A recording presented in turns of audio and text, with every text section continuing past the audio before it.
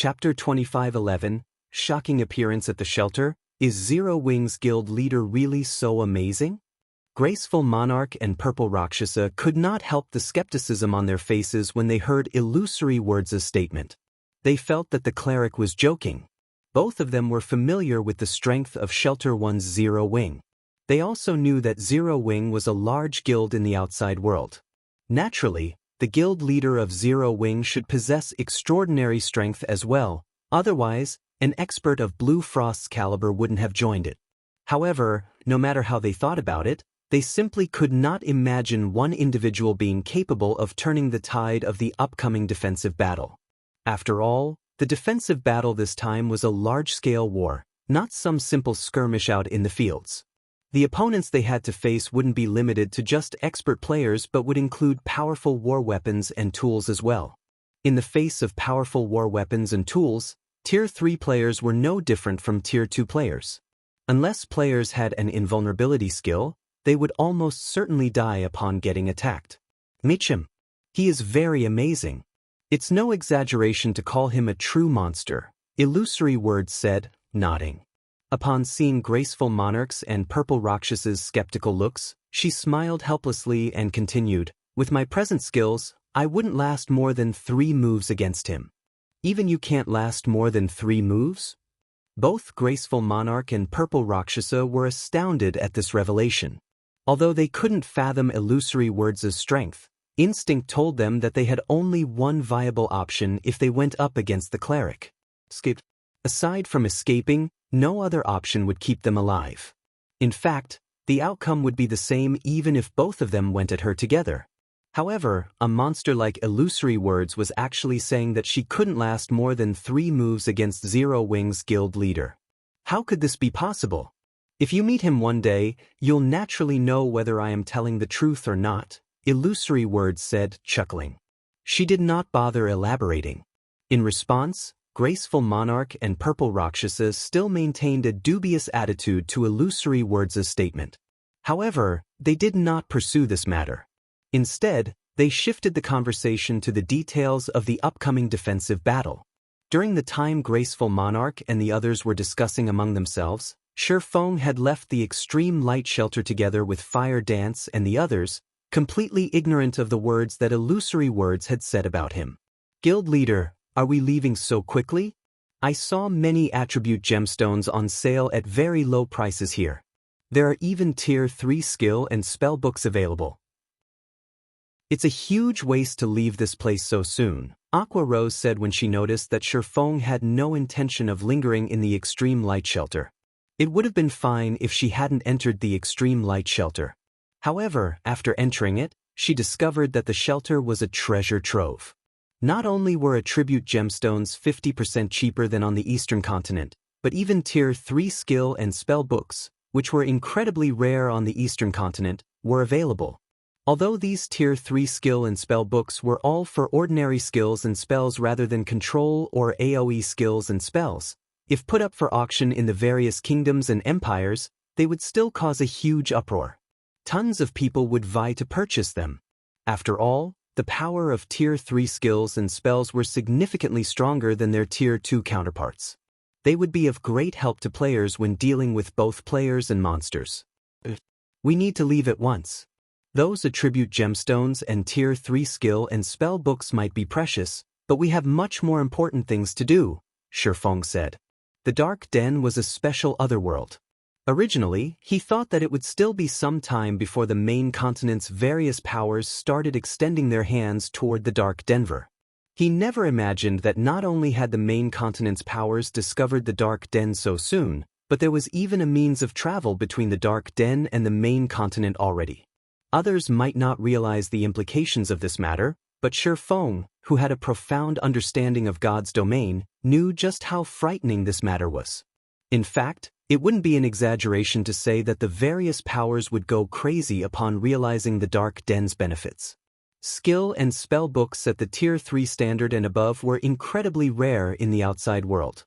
Players wouldn't necessarily obtain one even if they raided level 100 plus super large-scale team dungeons.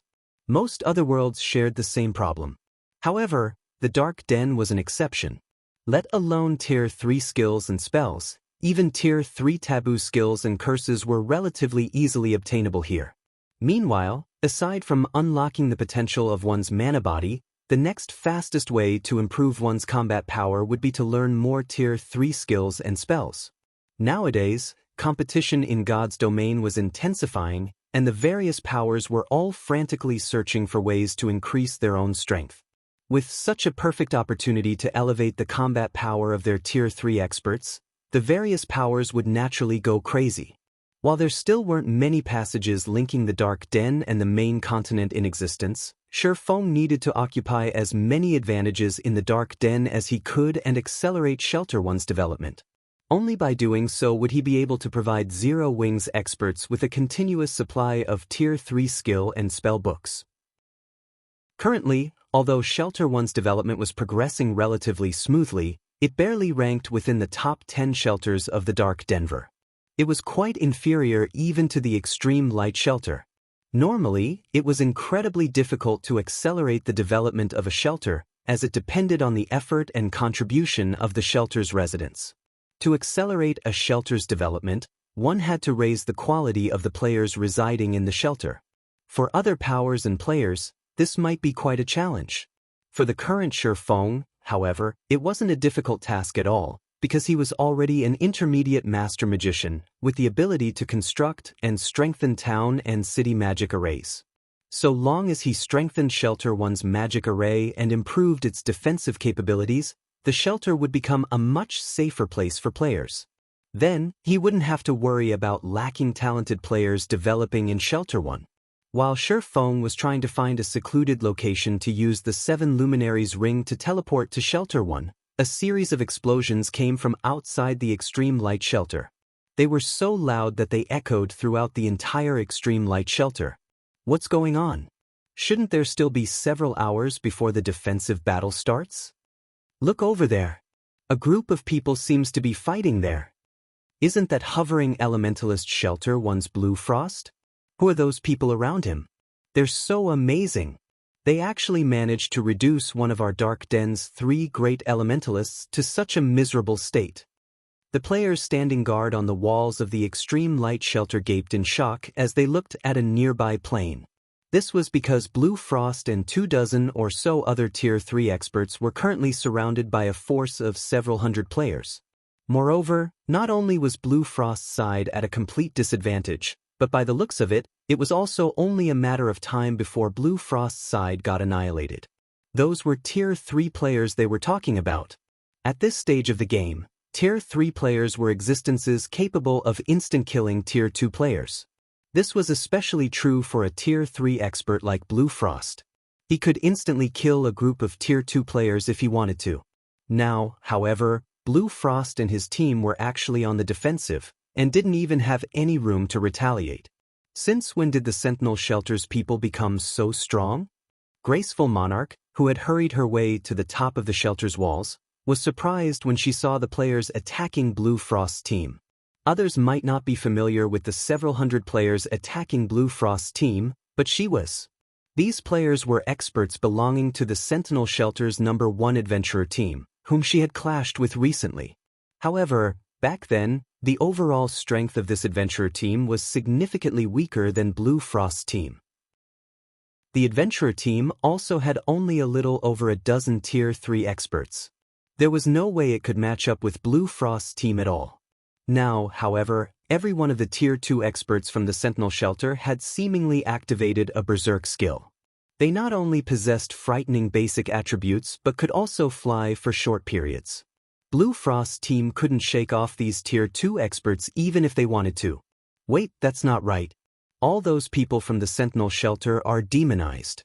Moreover, their demonized ranks are considerably high. Purple Rakshasa revealed a somber expression when she saw this scene. Demonized players were extremely rare in the Dark Denver. After her Tier 3 promotion, she had come across a demonized player only once. Although the demonized player was also Tier 3, his combat standard was only at the Refinement Realm standard. However, she had ended up fighting a bitter battle and had even nearly lost her life to the demonized player. Now, however, the Sentinel Shelter actually possessed several hundred Tier 2 demonized experts and over a dozen Tier 3 demonized experts. The Sentinel Shelter originally possessed relatively great strength already, ranking among the Dark Den's top 15 shelters. Troubled Times, the commander of the Sentinel Shelter's #1 adventurer team, was even one of the rare few peak experts in the Dark Denver. As for the remaining Tier 3 experts belonging to Troubled Times' adventurer team, even the weakest among them was at the Refinement Realm standard.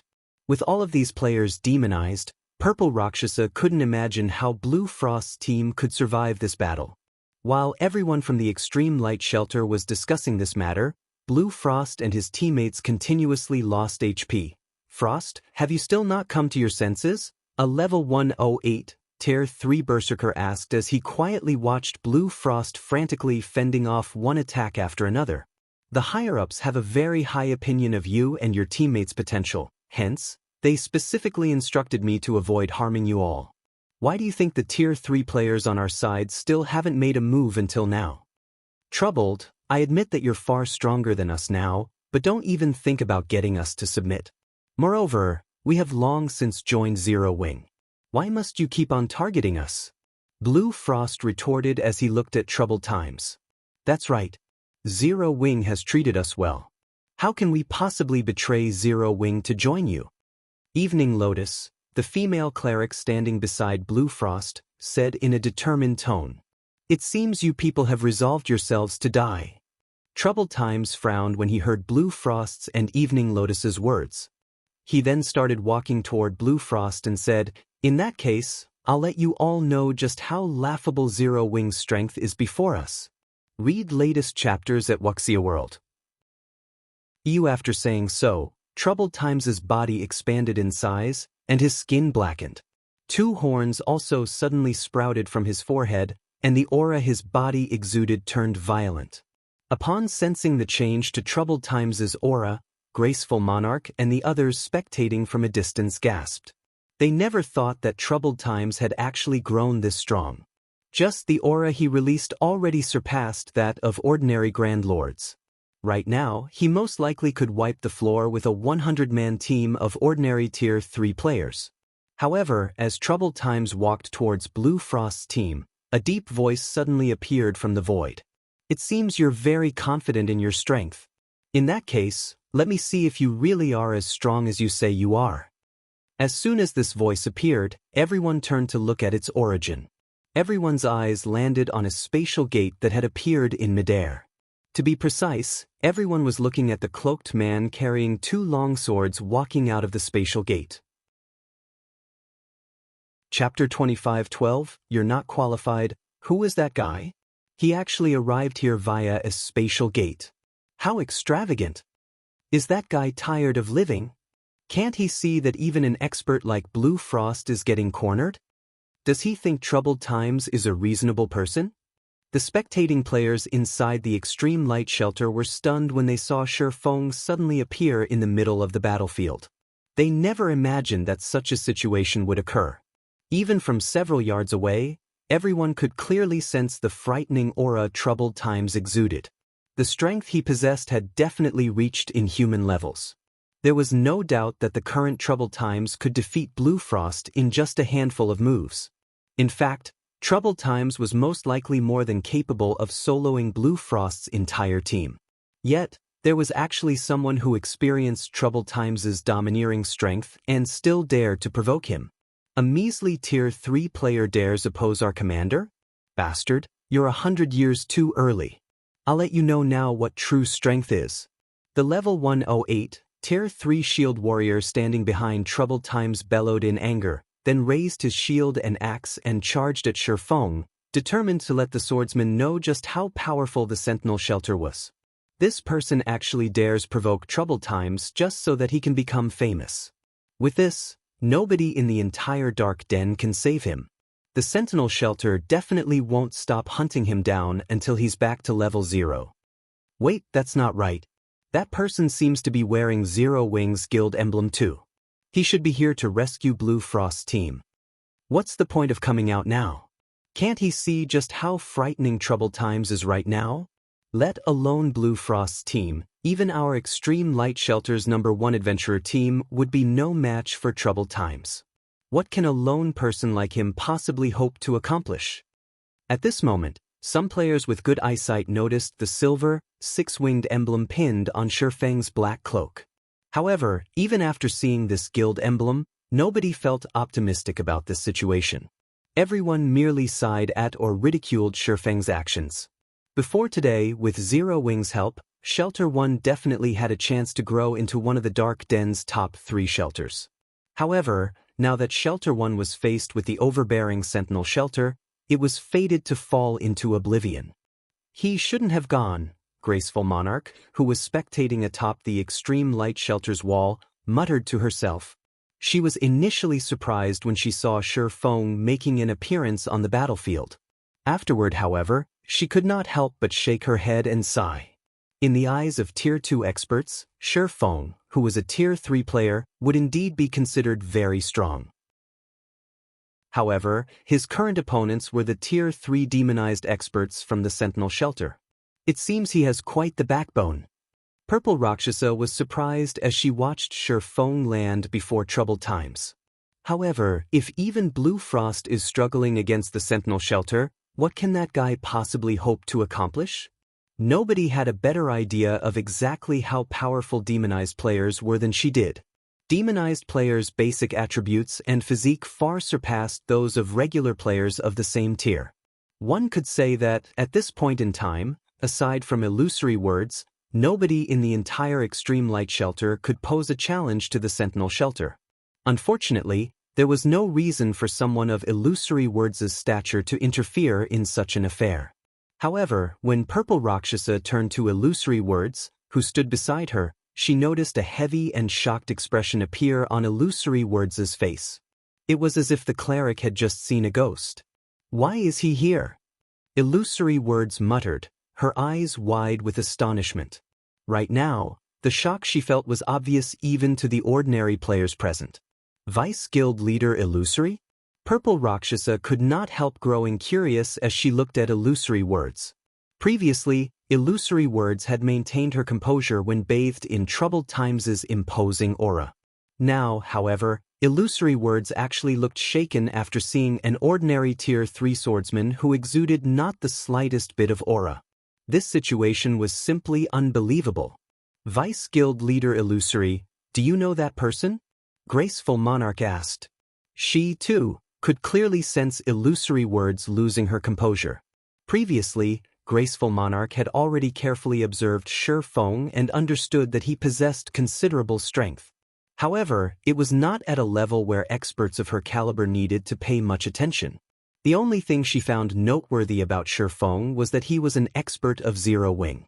However, if even Blue Frost, a Vice Guild leader of Zero Wing, had failed to gamer illusory words' interest, how could a measly Tier 3 expert from Zero Wing possibly do so?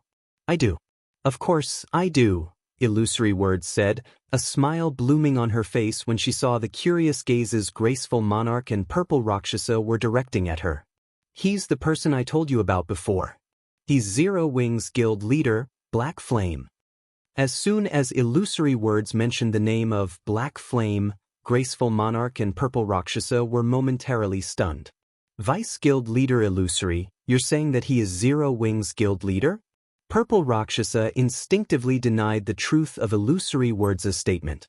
How is that possible? I met him before.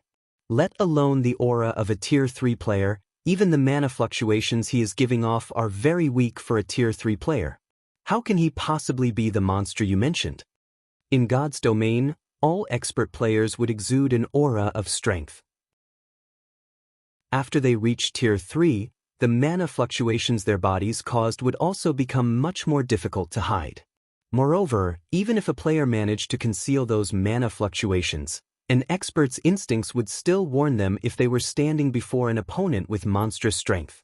Take Illusory Words, for example. Despite Illusory Words having concealed her strength completely, Purple Rakshasa's instincts still warned her against fighting the cleric. However, Purple Rakshasa could not sense anything from Shifeng. In her mind, Shifeng was the textbook example of an ordinary Tier 3 player. So, he is that rumored guild leader of Zero Wing? Graceful Monarch muttered doubtfully as she looked at the distant Shurfong. Similar to Purple Rakshasa, she found Illusory Words' statement incredible and suspected it was a joke. The Black Flame Illusory Words mentioned was Zero Wing's guild leader. Even if he wasn't as strong as Illusory Words said he was, he should, at least, be stronger than Blue Frost and his teammates. Otherwise, with the personalities of Blue Frost and the others, they definitely wouldn't be willing to submit themselves to his command. On the other hand, someone of Illusory Words' stature had no reason to play jokes on experts like them. While Purple Rakshasa and Graceful Monarch were half-doubting Illusory Words' statement, Blue Frost suddenly exclaimed in bewilderment. Guild leader? Although Blue Frost did not speak very loudly, his words swept through the battlefield, and subsequently, the extreme light shelter, like a typhoon. What? He really is Zero Wing's guild leader. Purple Rakshasa and Graceful Monarch goggled in shock upon hearing Blue Frost's words. They never thought that Shurfong, who looked like the average passerby, would actually be the person responsible for recruiting experts like Blue Frost and his teammates, as well as the monster that Illusory Words admired. Originally, they thought that, with the several hundred yards separating Illusory Words and Shurfong, the cleric might have recognized the wrong person. However, such a mistake was definitely impossible for Blue Frost. Setting aside the fact that Blue Frost possessed the extraordinary body of a Tier 3 player, he was one of Zero Wing's vice guild leaders. He might as well resign from his position if he couldn't recognize his own guild leader at that proximity. Everyone from the Sentinel Shelter was also dumbfounded at this scene. They never thought that this rude intruder would actually be Zero Wing's guild leader. Are you kidding me? How can this weak bastard be Zero Wing's guild leader? They knew very clearly what kind of strength and potential Blue Frost and his teammates possessed. In their opinion, the person responsible for recruiting Blue Frost's group had to be a dragon among men. Otherwise, how could that person have persuaded an expert of Blue Frost's caliber to join Zero Wing? Upon sensing the skeptical looks everyone was giving him, Shurfong could not help a bitter smile. Previously, he had become so famous that everybody knew about him. Now, however, this group of people was actually questioning his identity. Read latest chapters at Wuxia World. You're Zero Wing's guild leader. However, what about it? Whether it is you or Blue Frost's group, none of you will be leaving this place alive. The level 108, Tier 3 shield warrior who was charging at Shurfong remained unfazed, even after finding out Shurfang's identity. Instead, he proceeded to activate Brutal Collision and rammed his shield at Shurfong. However, before the level 108 shield warrior could reach Shurfong, a lithe figure suddenly appeared behind the shield warrior, catching him unawares. The snowy short sword this lithe figure wielded then transformed into a black streak of light that pierced through the shield warrior's armor and stabbed straight into his heart. By the time the shield warrior reacted to the attack, a bloody rose had bloomed on his chest. Damage exceeding -400,000 also appeared above his head, the attack plundering all of his HP. You're not qualified to fight our guild leader. Chapter 25-13, Power of One Strike. When the level 108, Tier 3 shield warrior's body collapsed to the ground and disintegrated into particles of light, the entire world seemingly froze momentarily as silence enveloped the battlefield. Only after some time had passed did everyone react to the situation. He died. Impossible! Everyone was dumbstruck as they looked at the lithe figure standing behind the shield warrior's corpse. This was especially true for the players from the Sentinel Shelter.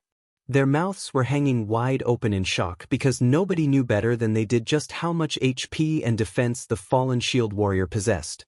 It was no exaggeration to say that even if a Tier 3 Berserker were allowed to freely attack the shield warrior using skills, the Berserker would need at least 10 attacks to kill the shield warrior. Now, however, let alone 10 attacks, the shield warrior had failed to sunv even one. The Sentinel Shelter's healers didn't even have a chance to heal the shield warrior. That's a Tier 3 demonized shield warrior we're talking about. Is she even human? Purple Rakshasa could not help her astonishment as she stared at Fire Dance, who was slowly walking up to Shurfong. Purple Rakshasa had clashed with a Tier 3 demonized expert before, so she knew exactly how powerful Tier 3 demonized experts were. Their high defense and HP aside, just their physique granted them reaction speeds far superior to Tier 3 human players. However, Fire Dance had attacked and instantly killed the demonized Shield Warrior without the Shield Warrior even reacting. Fire Dance's reaction speed and attack power were simply unheard of. She's actually so strong? When Graceful Monarch looked at Fire Dance's distant figure, shock and excitement flashed across her eyes. Power. Violence. The suffocating strength Fire Dance displayed was something Graceful Monarch was constantly seeking to attain. Graceful Monarch never thought that she would get to witness this domineering display in person. Moreover, the monster that had carried out this display of power had actually been standing beside Shi Feng all this time. At this moment, let alone Graceful Monarch and the other distant spectators, even Blue Frost and his teammates, who stood behind Shi Feng, were stunned by this situation. They never imagined that the people from Zero Wing's main branch would be this powerful. Meanwhile, Troubled Times, who had been silently observing Fire Dance all along, similarly wore an astonished expression on his face. I truly did not expect Zero Wing to have such an expert hidden. No wonder you dare to hinder us, Troubled Times said as he shifted his gaze back to Shi Feng. However, if you think you can stop the Sentinel Shelter with just this much strength, I'm afraid you're sorely mistaken. As soon as Troubled Times finished speaking, the 17 Tier 3 experts behind him promptly took on a demon form. The frightening aura they released enveloped the entire battlefield and evoked dread even in experts like Blue Frost. Although these Tier 3 demonized experts numbered only 17, the combined pressure they gave off easily surpassed that of the Sentinel Shelter's several hundred Tier 2 demonized experts. It seems Troubled Times is getting serious. A somber expression appeared on Purple Rakshas's face when the Sentinel Shelter's Tier 3 experts demonized. The Shield Warrior that previously took action was only at the refinement realm. His combat standard was also the weakest among the Sentinel Shelter's Tier 3 experts present. Meanwhile, if every one of the Sentinel Shelter's Tier 3 experts attacked together, even Fire Dance would not be a match for them. After all, this was a team battle, not a one-on-one duel. Not only could players reduce their defensive blind spots by working with teammates, but they would also have a much easier time striking at the enemy's weak points. Not to mention, the assassin class was at its strongest when it was in stealth. So long as an assassin was discovered, their combat power would be halved. Meanwhile, at this point, Troubled Times and the others had already noticed Fire Dance's existence. She wouldn't have another opportunity to launch a sneak attack. In the next moment, the 17 Tier 3 demonized experts rapidly closed in on Shi Feng's group, their positioning leaving Fire Dance no chance to fight them one-on-one. At the same time, every one of them used their trademark moves. Tier 3 spell, Shadow Puncture. Tier 3 skill, Chaotic Slash. Tier 3 skill, Shadow Raid. Tier 3 spell, Flame Dragon Bind. Over a dozen skills and spells flew at Shi Feng's group. Seeing all these powerful attacks approaching them, Blue Frost and the Zero Wing members with him could not help but despair. Not only did every one of these skills and spells possess power close to the Tier 4 standard, but these skills and spells also overlapped into a perfect assault that had no holes to exploit. It simply wasn't an attack that players could block or dodge. However, contrary to everyone's expectations, Fire Dance did not use Vanish or Wind Steps to defend herself even after seeing these perfectly coordinated attacks. Instead, she simply stood beside Shi Feng, showing no intention of taking action whatsoever. It was as if the coordinated attacks of the Tier 3 demonized experts did not exist in her eyes at all. Just when the demonized expert skills and spells were about to reach Shi Feng and Fire Dance, Shi Feng suddenly took action. Sword's Orbit. A galaxy of stars immediately appeared, with Shi Feng as the center, the stars striking down the approaching skills and spells, one after another. From afar, the attacks seemed to disappear automatically upon reaching within 10 yards of Shi Feng. Let alone damaging Shi Feng, none of them managed to cause him to stumble by even one step. Impossible! He blocked them all. Upon seeing Shi Feng shattering their assault, the Tier 3 demonized experts were dumbfounded. After all, not only did their attacks carry great power, but there were also more than 20 of them timed to hit Shifeng and Fire Dance simultaneously. Every one of these attacks was also aimed at the pair's defensive blind spots. Unless Shifeng and Fire Dance used an invulnerability skill, they should have taken damage. It's my turn now. Since the Sentinel Shelter's players had stopped attacking, Shifeng unsheathed the Abyssal Blade and brandished the magic weapon at the 17 Tier 3 demonized experts. Lightning Flash. In the next moment, pitch-black sword lights wrapped in dense mana struck the demonized experts like pitch-black lightning arcs. A series of explosions reverberated throughout the battlefield. At the same time, the 17 Tier 3 demonized experts went flying backward, each of them losing over -100,000 HP. When they landed, their hands and weapons they wielded trembled uncontrollably. Is he a monster? The spectating players gasped upon seeing this scene. Those were 17 Tier 3 demonized experts. If they moved together as a team, no existence in the Dark Den could hinder their advance. Even the mighty Tier 4 mythic monsters were no exception. Now, however, Shifeng had actually repelled all these experts with a single move. Moreover, he had even injured them quite heavily. Before everyone could snap out of their daze, Shifeng brandished Killing Ray once more. This time, though, he directed his attack toward Troubled Times over 30 yards away. First sword, Light Shadow. Immediately, the phantom of a gigantic greatsword appeared in midair. When it descended on Troubled Times, it looked as if a mountain was falling toward the berserker. The AoE of the attack was so large that evasion was impossible. Moreover, space shattered wherever the gigantic sword passed. Troubled Times's complexion turned grim when he saw this attack. He hurriedly raised his war axe and met the oncoming attack head-on. Shatter. Tier 3 Taboo skill, Heaven Breaker. Read latest chapters at Wuxia World. EU. In the next moment, Troubled Times's axe also cut space and landed directly on the phantom greatsword. Boom. Along with the sound of an explosion, the ground shook violently. And as if a violent storm had just passed, dust filled the air, preventing those standing on the battlefield from opening their eyes. When the dust settled and the situation on the battlefield became clear again, everyone was dumbfounded. At this moment, the almighty Troubled Times came into view, partly embedded into the ground, his kneecaps no longer visible. At the same time, the ground within a 10-yard radius of the berserker had also sunk by over a meter.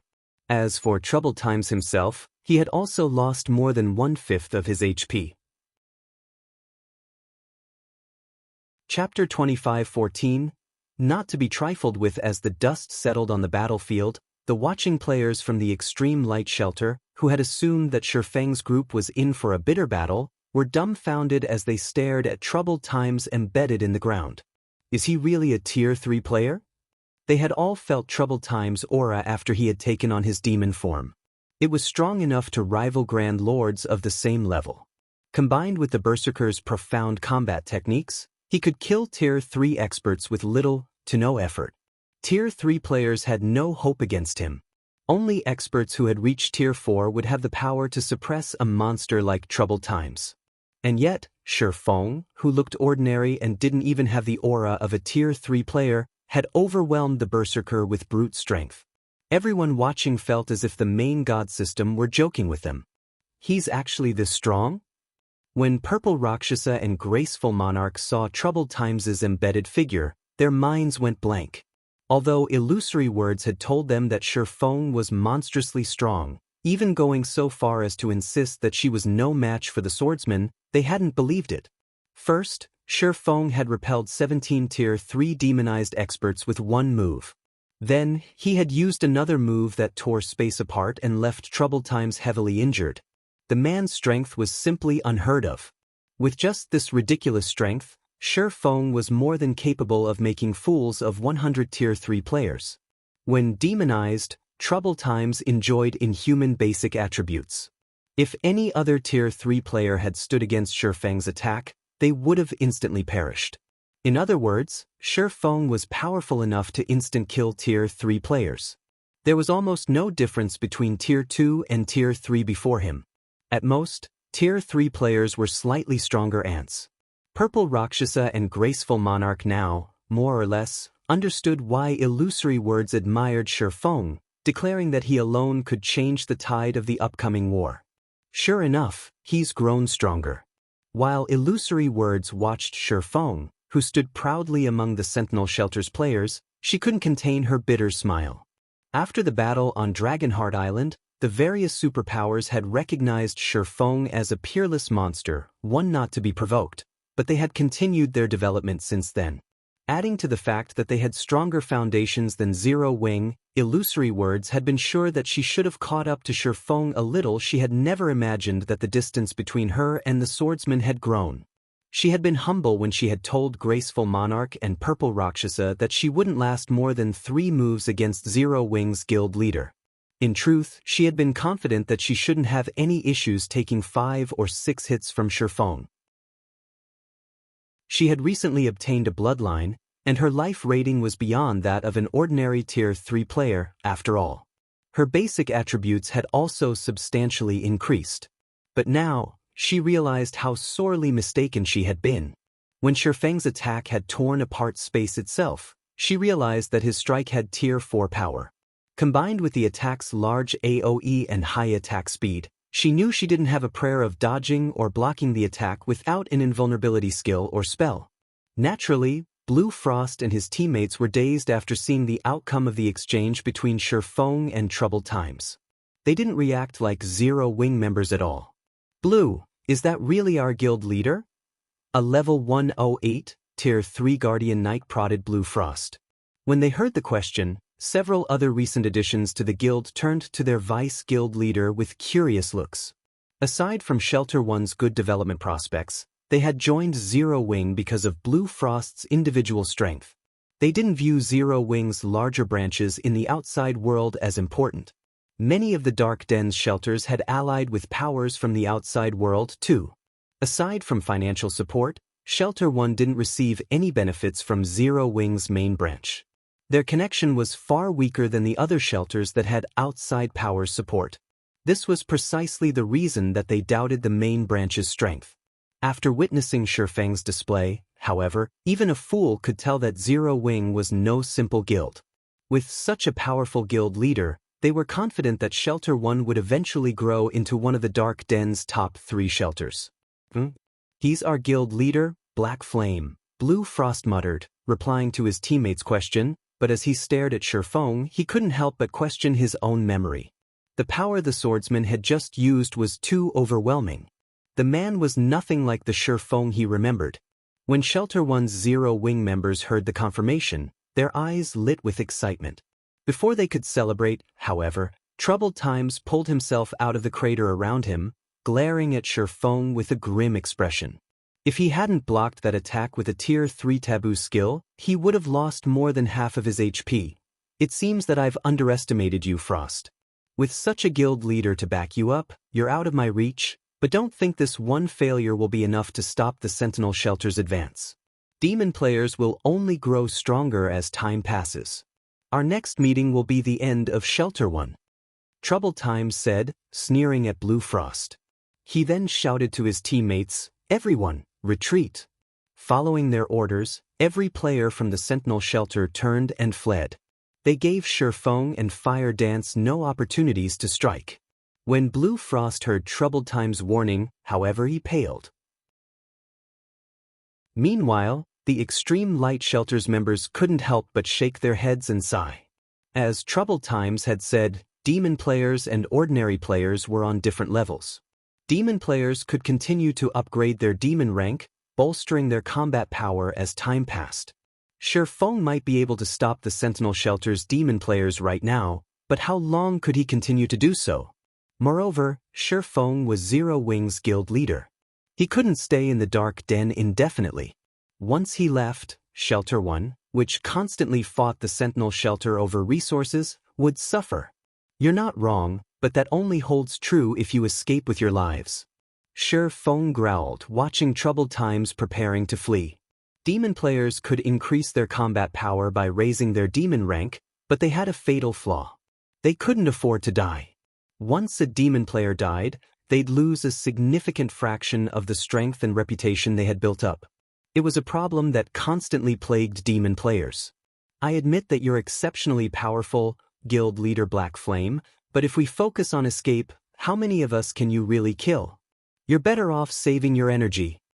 The moment Troubled Times finished his statement, he split into 5 clones of himself. All 5 clones then split up and fled in different directions. As he did, the rest of the Sentinel Shelter's Tier 3 experts used their trump cards as well, either boosting their movement speeds or creating a group of doppelgangers to cause confusion on the battlefield. It was obvious that the Sentinel Shelter's experts were quite adept at escaping and surviving. None of them were afraid of Shurfeng or Fire Dance's pursuit. Read latest chapters at Wuxia World. Is that so? Even as Troubled Times ran, Shurfeng showed no intention of chasing him down. Rather, he chuckled and asked, "What if we invite 2 Tier 3 magical classes to join the fray?" Suddenly, Troubled Times realized that something felt off. Magical classes were more suited for team battles than physical classes. They could exhibit far more combat power on the battlefield, which was why Graceful Monarch had gone out of her way to invite Blue Frost to the Extreme Light Shelter. Suddenly, space roughly 100 yards away from the battlefield began to blur. A translucent barrier of water then appeared, in front of which stood 2 women in elegant mage robes. All of the mana within 300 yards of the women gathered to them. The mana density around them became so high that it formed a thin layer of mist in the area. Is that a fully unlocked mana body? Chapter 25:15 Apex Sword. Seeing the mana on the battlefield gather around Aqua Rose and Violet Cloud, Troubled Times' expression darkened further. The mana body was the very symbol of Tier 3, and any player that reached Tier 3 understood one thing: they had no control over their mana bodies. They needed to learn about and adapt to their mana bodies first. Only then could they gain full control over their mana bodies and exhibit the true strength of a Tier 3 class. However, it wasn't easy to unlock a mana body's full potential. Very few Tier 3 experts had even begun. And yet, 2 experts with fully unlocked mana bodies had joined the fight, and both were magical class players. What? This can't be true, can it? They've already unlocked their mana body's full potential. What kind of guild is Zero Wing? Intense shock flashed in Graceful Monarch's and Purple Rakshas's eyes as they stared at the distant Aqua Rose and Violet Cloud. Zero Wing was already amazing to have a monster like Shurfeng, but now, they learned that the guild had 2 magical class experts with fully unlocked mana bodies as well. What was up with this? Even at this stage of the game, it was incredibly unlikely that the various superpowers would have a single expert with a fully unlocked mana body, yet Zero Wing had 2. How did they do it? Even Illusory Words stared with wide, shocked eyes. She couldn't bring herself to believe what she was seeing. Since more of the various superpowers members had begun to reach Tier 3, these superpowers had shifted their focus toward helping their Tier 3 members unlock their mana body's potential, rather than nurturing more Tier 3 players. Controlling one's mana body wasn't like controlling the physical body, however. Players' mana control needed to be excellent to accomplish the task. Unlocking one's mana body required such high mana control that even magical class players, who often manipulated mana, only had a small edge over physical class players. Unlocking a mana body's potential was a gradual process. Players needed to conduct repeated experiments, slowly learning how their mana bodies operated. This process was impossible to skip since every player had a different mana body. The current top player in Crimson Emperor had only unlocked 35% of their mana body's potential, and the guild's remaining Tier 3 experts hadn't even unlocked 1%. As one unlocked more of their mana body, the process became more difficult. Based on Crimson Emperor's estimates, a Tier 3 player should need 2 or 3 months, at least, of relentless effort to unlock their mana body's full potential, notwithstanding any fortuitous encounters. And now, Illusory Words learned that Aqua Rose and Violet Cloud had both fully unlocked their mana bodies. How could she possibly believe this? Moreover, the mana the 2 women commanded was truly frightening. Despite standing several hundred yards away, illusory words could sense the torrent of mana flowing toward them.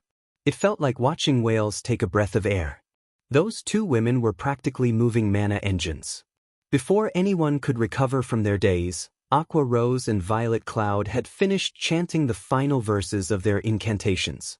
As they did, a blue, two-fold magic array appeared above the battlefield, covering a 100-yard radius. Meanwhile, several hundred silver magic arrays manifested around Violet Cloud. Tier 3 Super Spell, Frostburst Waterfall. Shadow Rage. With the help of their mana bodies, the women's spells drained all of the mana in a 400-yard radius. Suddenly, countless ice shards rained down from above, and as they passed, space froze. Any Tier 2 demonized player these ice shards encounter transformed into ice sculptures and died instantly. When the ice touched a Tier 3 demonized expert, they plundered 1/3 of their HP. While Aqua Rose's ice covered the battlefield, the Shadow Blade's Violet Cloud's Shadow Rage danced among the fleeing demon players. Not only had her mana body strengthened her Shadow Blades, but the fragmented legendary ranked Magic Light pendant did so as well.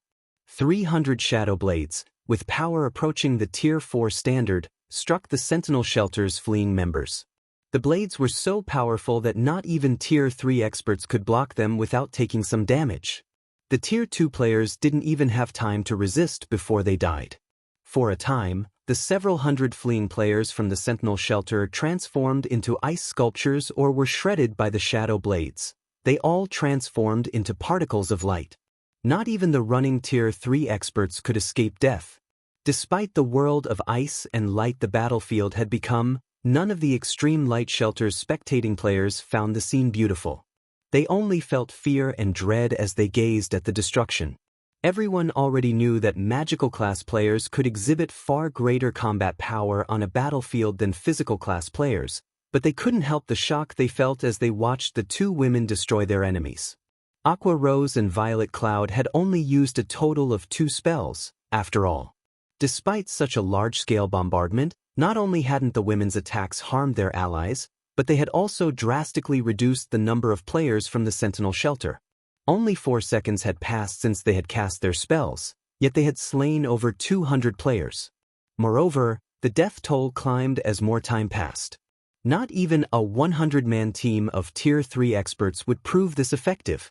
Every player that had come from the Sentinel Shelter was a demonized player. Even their Tier 2 members had combat power nearly on par with the Tier 3 players after transforming into their demon form. Just landing a hit was a struggle for Tier 3 players, much less killing them. Moreover, demonized players possessed far higher HP, defense, and magic resistance than human players. At most, a Tier 3 skill or spell would deal high damage to these players. It would take a lot more to instant-kill them. However, Aqua Rose and Violet Cloud spells had instant-killed the Sentinel Shelter's Tier 2 players, giving the enemy healers no chance to help them. Moreover, the absurd damage the spells dealt wasn't the most frightening aspect about them. What truly amazed everyone was the fact that those spells seemed like they had a life of their own, always targeting players' blind spots. Only Refinement Realm experts and above had any chance of blocking them. Everyone else would have to bear the full brunt of the projectile's hits. Black Flame. Troubled Time's eyes bulged as he watched one subordinate after another fall. Every player he had brought with him was an expert from the Sentinel Shelter, and they all played crucial roles in the shelter. The Berserker skidded to a stop and pulled a gigantic, pitch-black crystal from his bag. Maddened, he shouted, "Since you won't let my people live, I'll take you down with us." With that statement hanging in the air, Troubled Times shattered the crystal. Suddenly, dark clouds formed above the plain, and a colossal spatial tear split the sky. A gigantic hand as large as a mountain then reached through the tear. Both Blue Frost's team and the players from the Extreme Light Shelter watched in horror. What? The Demon King's hand? How does he have that tool? Is Troubled Times insane? Does he want everyone to die? It's over. We're all dead. The players from the Extreme Light Shelter cursed Troubled Times for his cruelty. The Demon King's hand was every Dark Den player's nightmare. An independent player had once gotten their hands on this tool, and to avenge his fallen comrades, he had used the demon god's hand to destroy the shelter responsible. The demon king's hand had only attacked once, crushing the shelter into dust. The attack was a massive AoE. Although Troubled Times had summoned the demon king's hand several hundred yards from the extreme light shelter, it was still well within range.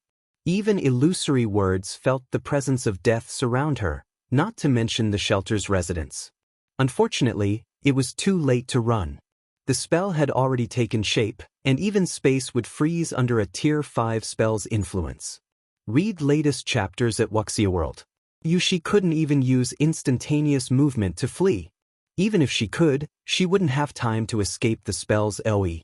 Instantaneous movement would only teleport her several dozen yards away. The Demon King's hand? Even Shifeng's expression darkened when he saw the descending hand. He immediately activated disintegration power, forcing himself to Tier 4 before he leaped into the air, raising Killing Ray above his head with both hands. Block it. First Sword, Light Shadow. Chapter 25:16, Legend of the Dark Den. As Shifeng jumped into the air, the phantom of a gigantic greatsword encompassed his sacred sword. Shifeng swung the ghostly weapon at the descending Demon King's hand, stupefying the spectating players who had begun to despair. Is he really trying to block the Demon King's hand? Graceful Monarch was shocked as she watched Shifeng leap into the air. The Demon King's hand had Tier 5 power. Not even the Extreme Light Shelter's defensive magic array could stop that attack. At this stage of the game, this spell was unstoppable. It was why everyone had been overwhelmed with hopelessness the moment Troubled Times had used the Demon King's hand. Graceful Monarch had never expected Shifeng to confront the Demon King's hand instead of fleeing. The man was simply ludicrous. The only thing anyone could do was shake their head as they watched. No player could hope to block the Demon King's hand attack. Players could only flee for their lives. The moment the Demon King's hand appeared, however, space within several thousand yards froze. Without a high-tiered magic scroll, which could break through frozen space, players could only rely on their own 2 feet to escape. Of course, trying to cross several thousand yards on foot in a few short seconds was a joke. So what if you can suppress the Sentinel Shelter? Against the Demon King's hand, you're nothing more than a pest. Troubled Times, shrouded in a black barrier, sneered as Shifeng tried to attack the colossal, pitch-black hand. You'll die alongside the Sentinel Shelter's people. The Demon King's hand was his greatest trump card. He hadn't wanted to use it, but he could just let Zero Wing get away with annihilating his team. There was only one way to stop the Demon King's hand. One would have to kill the user before they shattered the black crystal. Once the crystal shattered, not only would the energy within summon the Demon King's hand, but it would also surround the user in a protective barrier, keeping the user safe from the wrath of the Demon King's hand. By the time Troubled Times finished his statement, the Phantom Greatsword had collided with the descending, black hand. The Demon King's hand was the size of a mountain, and although the Phantom Greatsword was quite large, it was little more than a toothpick against the colossal palm. It was utterly insignificant. Boom! The instant the two attacks met, the sky shattered, and a massive spatial tear stretched for several hundred yards. The sound of an explosion echoed throughout the map, and the intense shockwave shoved back the players below, making them stumble. Once the shockwave had passed, the watching players looked up and realized that the gigantic hand had come to a grinding halt as if it had encountered an invisible wall. Suddenly, a figure shot down from the sky, crashing into the ground like a meteor with enough momentum that the impact created a crater that was several meters deep and over 24 meters wide. Everyone froze in shock. They only snapped out of their dazes after 4 seconds had passed. He did it. He actually blocked it. But that's the Demon King's hand. It's as powerful as a Tier 5 attack. Is he even human? The Extreme Light Shelter's players cried out in shock. For a moment, they even forgot to celebrate the fact that they had just survived the Demon King's hand attack. So, that is Zero Wing's guild leader. Astonishment flashed in Purple Rakshas's eyes as she stared at the pitch-black hand as it gradually faded out of existence. Shifeng was simply too strong. She had met plenty of experts after leaving the Dark Den, but none were a match for Shifeng. His strength was beyond words. The Demon King's hand was every Dark Den player's nightmare. When facing the attack, players could only wait for death to claim them. There was nothing else they could do. And yet, Shifeng had just stopped the Demon King's hand. No one would believe her if she told them about this incident, but she had seen it with her own eyes. Is he really Black Flame? Illusory Words was just as flabbergasted. She could hardly believe what she had just witnessed. They were talking about a Tier 5 attack. Not even one of the outside world's guild cities would survive such an attack, much less a stronghold like the Extreme Light Shelter. If the Demon King's hand had been successful, nothing would have remained of the city's defensive magic array and walls. However, Shifeng had blocked the attack and saved them all. Only the 5 great super guild's true monsters were likely capable of accomplishing such a feat impossible. How can anybody block that thing? Troubled Times was dazed as he watched the Demon King's hand dissipate. His mind instinctively refused to accept the situation. A Tier 5 Demon King's attack could even vaporize Tier 4 players, much less Tier 3 experts. It shouldn't be possible for current players to block the attack. But no matter how hard the Berserker rubbed his eyes, he couldn't change the fact that the gigantic, pitch-black hand was fading away. It was obvious that the hand had exhausted the energy that had summoned it, and it couldn't sustain itself on this plane of existence. While everyone struggled with their shock and elation over the Demon King's hand's disappearance, a figure pulled itself from the massive crater in the middle of the battlefield. It was none other than Shifeng, who had intercepted the attack. He was clearly in a miserable state. Not only was he heavily injured, but he also had less than 10% of his HP remaining. The sacred sword in his hand trembled violently as if crying in agony. He's not dead. He survived. How high are his defense and HP? Everyone's jaw dropped when they noticed Shifeng emerge from the crater. The fact that the swordsman had stopped the Demon King's hand was already unbelievable, yet now, they learned that he had actually survived the endeavor. He had just taken on a Tier 5 attack, which was even powerful enough to severely injure Tier 4 mythic monsters if they took it head-on. Current players should have no hope of surviving such a blow. Read latest chapters at Wuxia World. Guild Leader. When Blue Frost and his comrades saw Shifeng, they were elated, and pride shone in their eyes. They had just witnessed a legend in the making.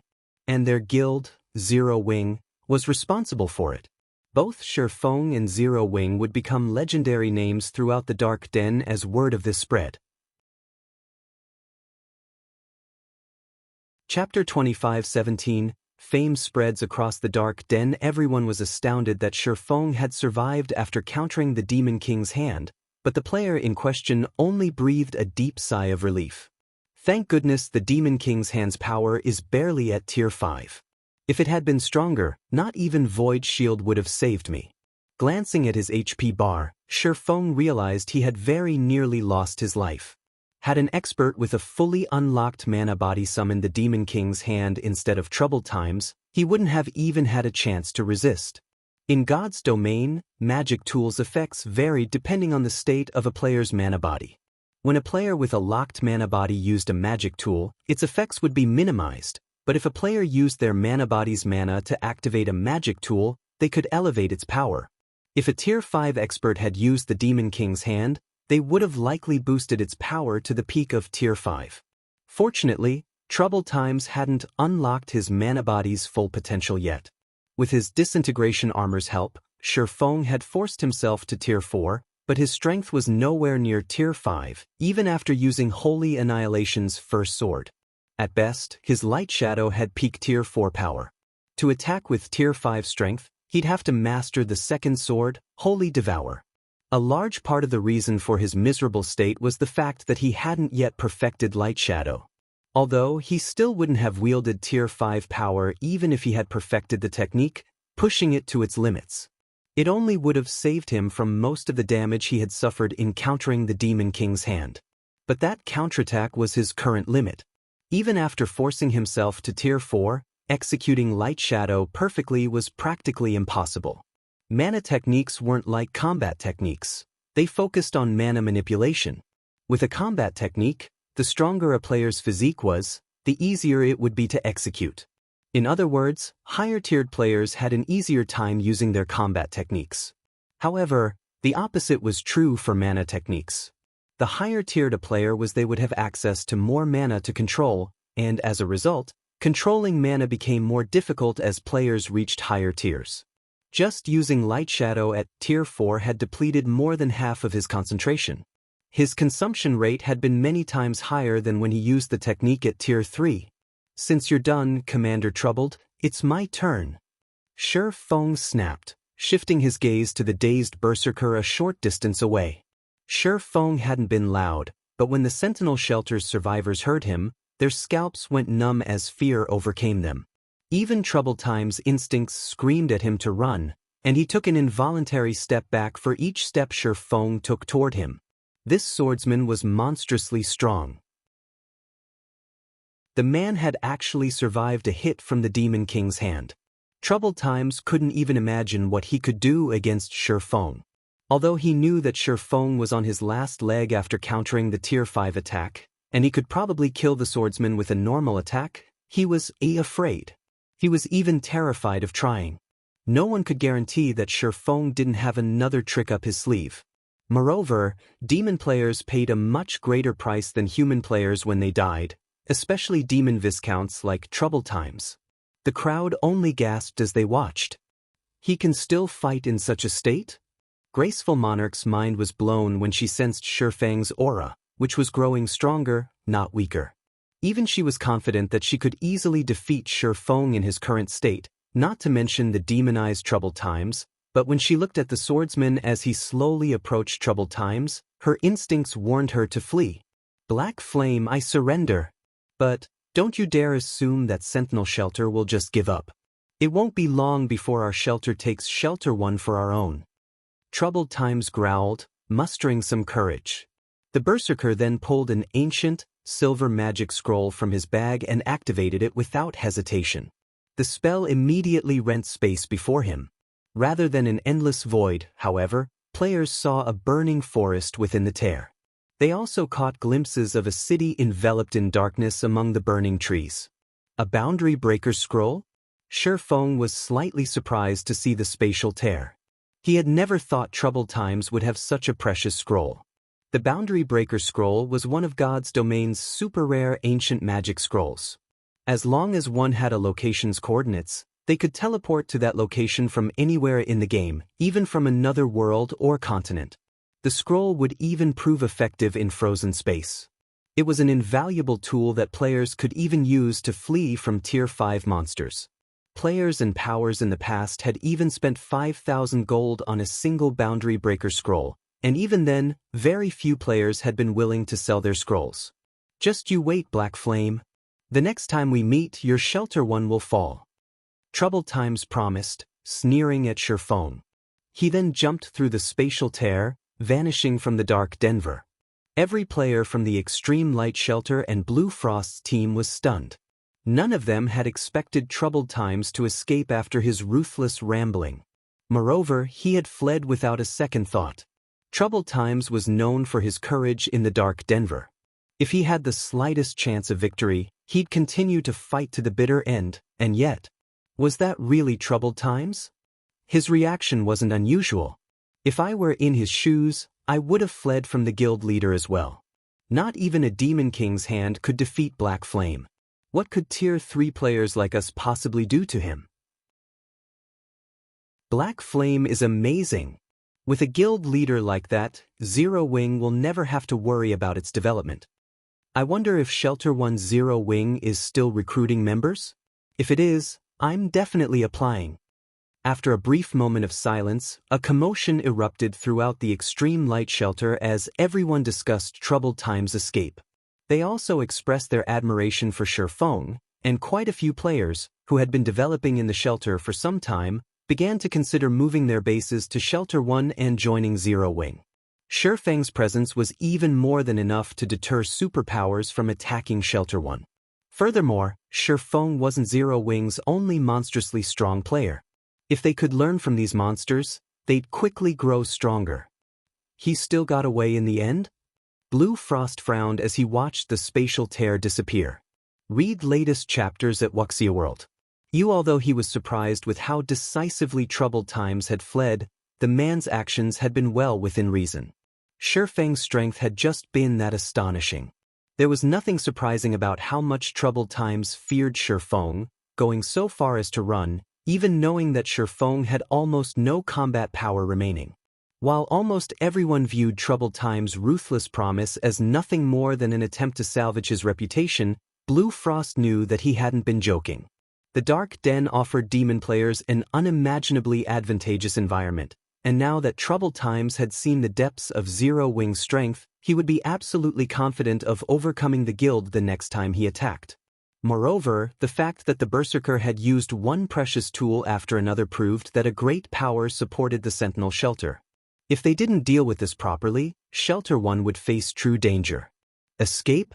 Do you think you can flee from me so easily? Shifeng chuckled as he watched the spatial tear finally close. Chapter 25:18. Kill no matter the distance? Have you locked on to him, Fire? Shifeng asked, turning toward Fire Dance a short distance away. Players had many ways of escaping to live another day in God's domain, and when one wanted to hunt a fleeing player, they could rely on tracking scrolls, skills, and spells. Of all of the main classes, the assassin was the most adept at tracking and taking out targets. Once an assassin reached Tier 3 and unlocked their mana body's full potential, their tracking abilities would undergo a qualitative transformation. They could use their own mana to lock on to another player's mana signature. Unlike tracking scrolls, this method didn't add any debuffs to the target, making it nearly impossible to detect. Unless the targeted player could remove the mana the assassin had left on them, they couldn't shake off the tracker. Rest assured, guild leader, my mana is on him. Even if he runs to the edge of the world, I can find him, Fire Dance confirmed, nodding. She had locked on to every Sentinel Shelter member's mana signature even before she had killed the Tier 3 Shield Warner. Even if Aqua Rose and Violet Cloud hadn't taken action, none of the Sentinel Shelter players participating in the fight had had any chance of escaping with their lives. Guild leader, do you really intend to chase after Troubled Times? The Spatial Tier's destination is a city enveloped in darkness energy. There's a 90% chance that it is in demon players' territory. Those demon players are extremely biased against other races. Even if you manage to make it there, you'll have a hard time reaching Troubled Times, Blue Frost hurriedly interrupted, attempting to dissuade Shifeng from hunting down the Berserker in question. Although Troubled Times still posed a threat to Shelter 1, the Sentinel Shelter would need some time to recover from losing so many of its top experts. Meanwhile, Shelter 1 could use this chance to grow stronger. After today's battle, Zero Wing's fame would spread across the Dark Den, after all, and a large number of players would show up to join Shelter 1. The shelter wouldn't have to worry about its development speed. Once they upgraded Shelter 1 to a large shelter, Troubled Times would have a hard time threatening the shelter. Of course, these players have chosen to be one of Zero Wing's enemies, and I need to ensure that they know the price for doing so, Shifeng resolutely declared. Another time, he might have let the matter slide. But times had changed. As the Dark Den had more contact with the outside world, more superpowers would have designs on the other world. If superpowers wanted to develop in the Dark Den, they'd need a shelter first, but reaping the other world's benefits would take ages if they had to construct and grow a shelter from scratch. Hence, they would try to take over already developed shelters. Now that the Sentinel Shelter was the first power to target Shelter 1, he had to teach them a lesson and use them as an example, showing other powers that Zero Wing was not to be provoked. If he didn't act now, more powers would target his shelter in the future. I understand. I'll see to the necessary preparations, but now that the various powers are fighting over the bronze teleportation gates, traveling to the main continent is incredibly challenging. I'm afraid that we'll need some time before we can go after Troubled Times, Blue Frost said. Blue Frost understood what Shifeng intended when he heard the man's reply. It was clear that Shifeng wanted to make an example of Troubled Times, but traveling between the Dark Den and the main continent wasn't easy. Thus far, the bronze teleportation gates were the only reliable way to do so, But Shelter 1 wasn't a high enough rank to own such a gate. They would have to borrow a large Shelter's bronze teleportation gate. Unfortunately, these gates' available slots were limited, and most had already been distributed. Traveling to the main continent anytime soon wouldn't be a simple task. As soon as Blue Frost finished speaking, however, a crisp, pleasant voice interjected. Guild Leader Black Flame, if you wish to visit the Demon City, I can help you with that. A horned eagle slowly descended from above, and the pleasant voice had come from none other than Illusory Words. You know where it is? Shifeng asked, surprise flashing in his eyes. He knew that demon players' territories were on the main continent, but they were akin to secret lands. Not only were they incredibly difficult to find, but their locations were also relatively unstable. Because of this, even the various superpowers had struggled to exterminate demon powers during his previous life. It would be more precise to say that I came from that city, Illusory Words said, smiling. If that's the case, what's your price? Shifeng asked. He doubted that Illusory Words would help him for free. The woman was one of Crimson Emperor's vice guild leaders, after all, and although their two guilds weren't enemies, they weren't friends either. I don't need payment. Consider it Crimson Emperor's attempt to befriend Zero Wing. Illusory Words replied with a smile, shaking her head.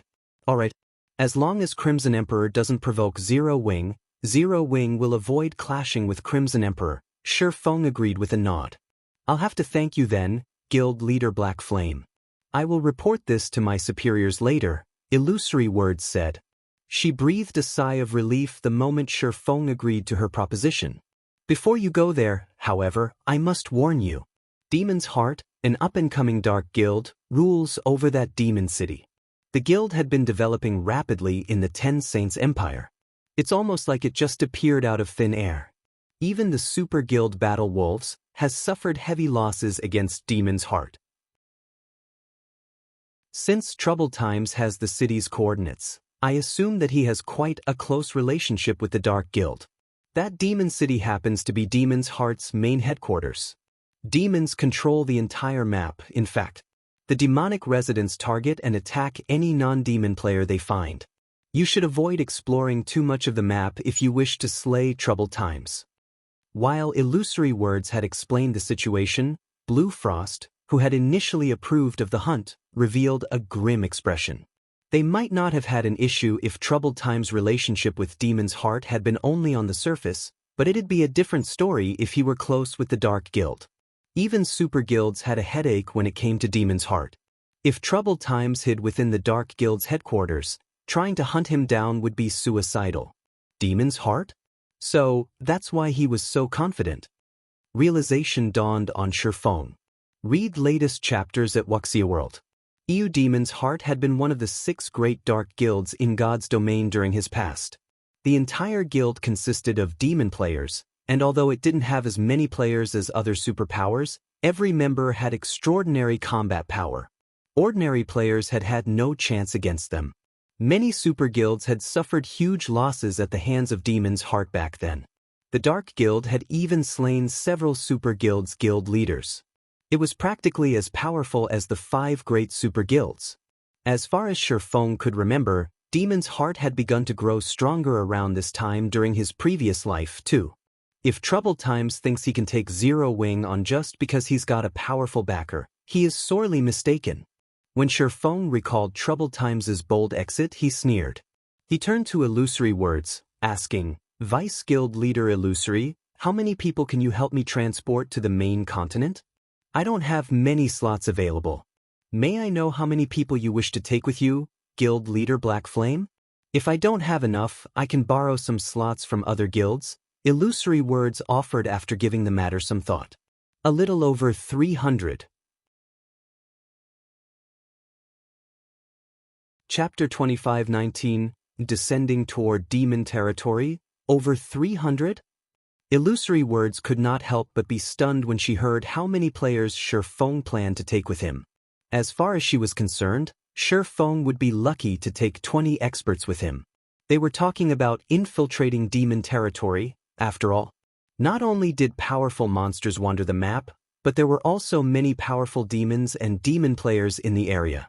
Human players wouldn't make it to the map without Demon's Heart's permission. Even Tier 3 experts would have a hard time surviving in the map.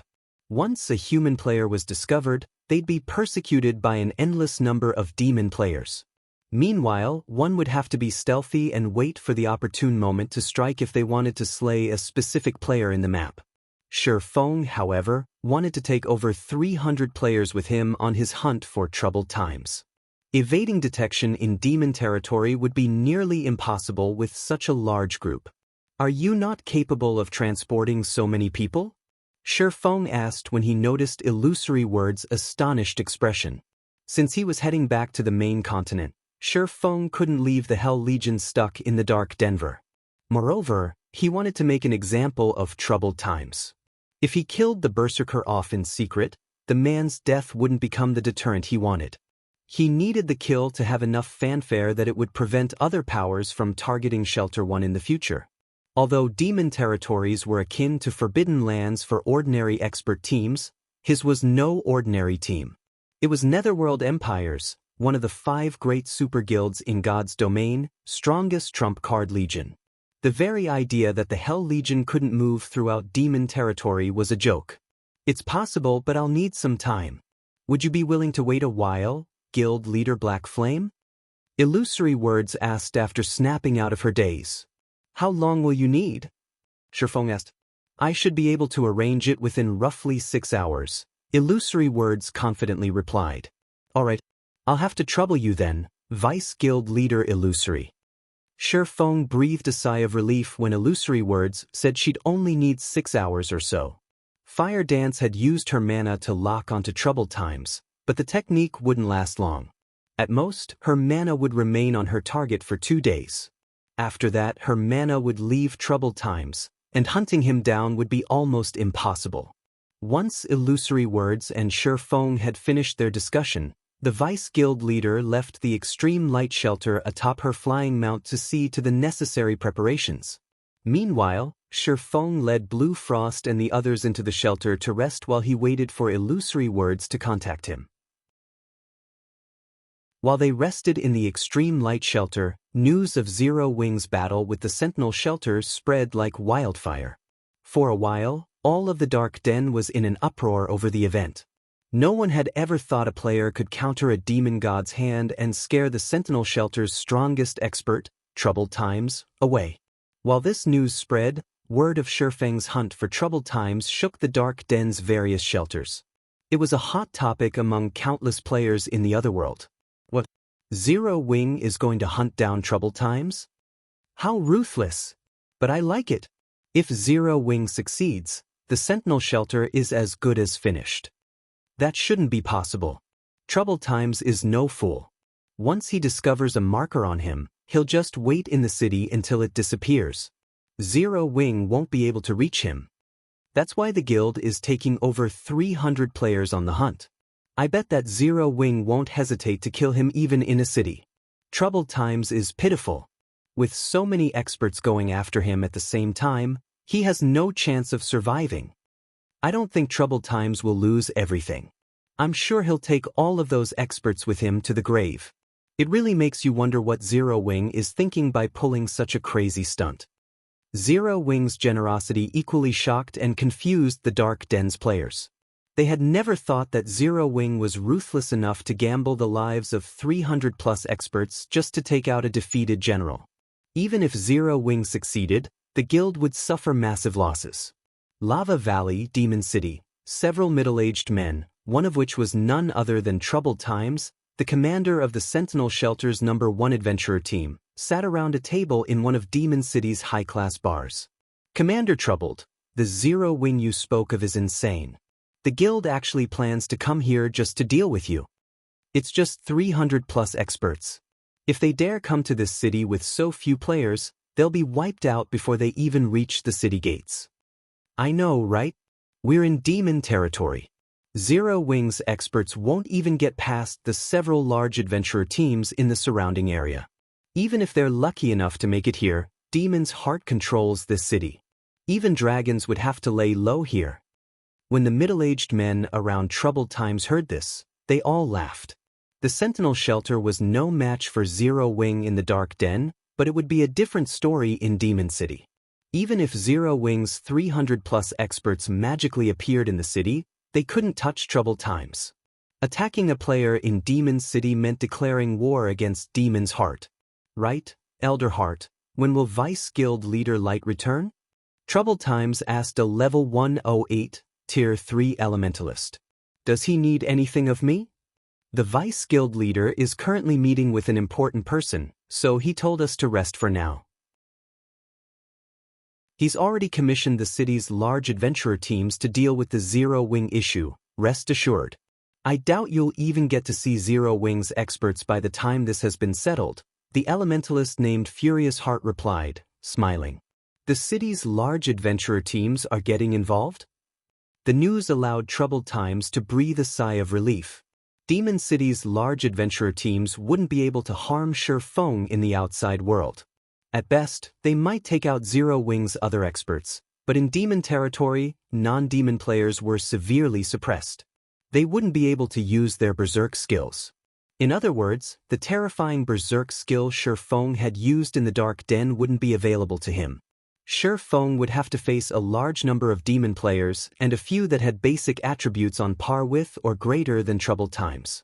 While Troubled Times chatted with Demon's Heart's elders, a 5-meter-tall, space-time gate appeared in a volcanic region within the Lava Valley's outer area. Read latest chapters at Wuxia World. Numerous figures burst forth from the gate, and leading the group was none other than Feng. I'm finally back. Feng gave a rueful sigh when he felt the familiar mana around him. Sure enough, one can only fully exhibit their full strength in a familiar environment. He couldn't help but feel a little uncomfortable both on the mana-deficient Western continent and in the mana-rich Dark Denver. The instant he returned to his own continent, however, he felt his mana affinity improve. Everyone's through, Guild Leader. What should we do next? Blue Frost asked Feng. He felt a little nervous around the Hell Legion's members, who had concealed their appearances under black cloaks. Good. Since everyone's here, it's time we pay Demon City a visit. Feng declared with a grin. He then had Fire Dance lead the way toward Troubled Times. Chapter 25-20. A group of monsters. The moment Feng gave the command, the Hell Legion began to move into formation. Once everyone was ready, they boldly marched toward the nearby forest. Illusory Words and her teammates, who had just emerged from the space-time gate, were stunned at the sight. What do you think is going through Black Flame's mind, Vice Guild Leader? A Tier 3 male assassin from Crimson Emperor asked when he saw that the Hell Legion had no intention of hiding their movements. The Burning Forest is a main area for demon players, and he decided to go straight through it, rather than around. At this rate, it won't be long before demon players discover his team, and without an invitation from Demon City, every demon player they come across will attack. The Burning Forest served as a natural barrier around Demon City. Not only were all of the forest's monsters above level 100, but almost every level 100+ demon player in Lava Valley grinded in the Burning Forest. Demon players had incredible innate perception. They often noticed normal players long before normal players noticed them. In addition, demon players could earn demon reputation to increase their demon rank by slaying non-demon players of equal or higher levels. This was why demon players were so eager to target non-demon players. Moreover, non-demon players were invaders when in demon territories, and demon players would gain far greater rewards for killing them. Even the Ten Saints Empire's various superpowers didn't dare set foot in the Lava Valley's Burning Forest without a proper invitation. Demon players would avoid conflict with guests of Demon City. Attacking one of the city's guests was akin to declaring war against the city's various powers. Doing that would be disastrous for any demon player developing in Demon City. Of course, Feng and his team hadn't received an invitation, and by marching into the forest, they were offering themselves up on a silver platter. It'd be a miracle if they even left the Burning Forest alive, not to mention reach Demon City.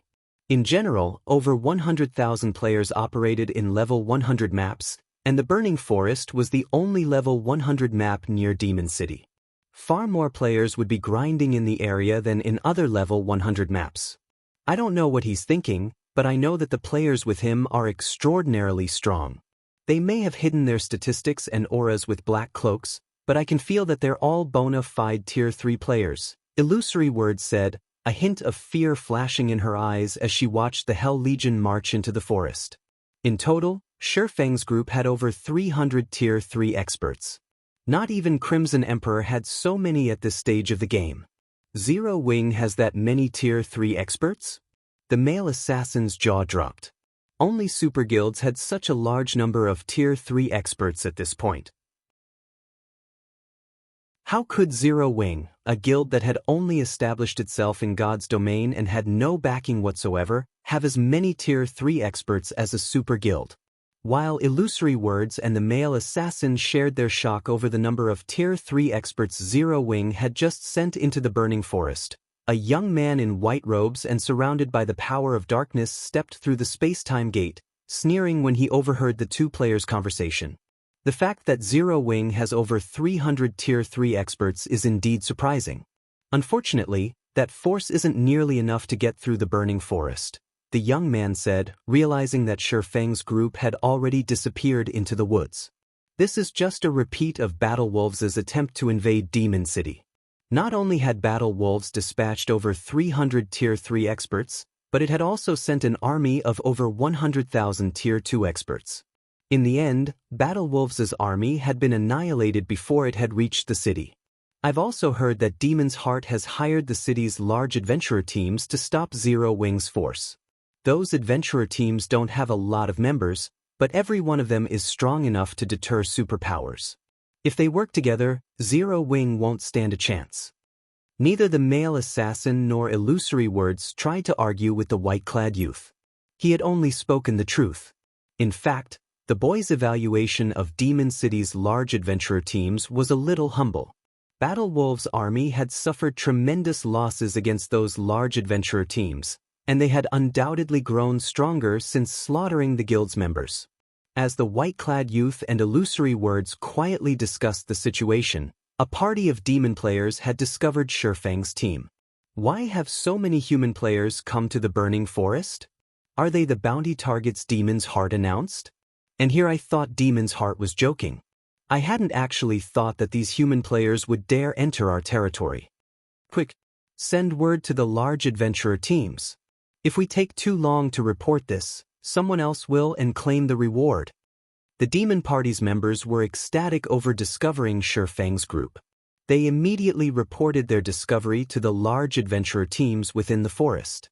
Just as they were about to contact one of the adventurer teams, however, over 100 figures descended from above, landing a short distance from Shifeng's team. They all wore jet black plate armor and wielded standard weapons.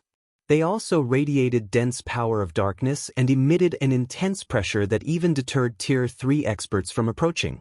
Crap, how is our luck so bad? I didn't know there was a demon patrol squad nearby.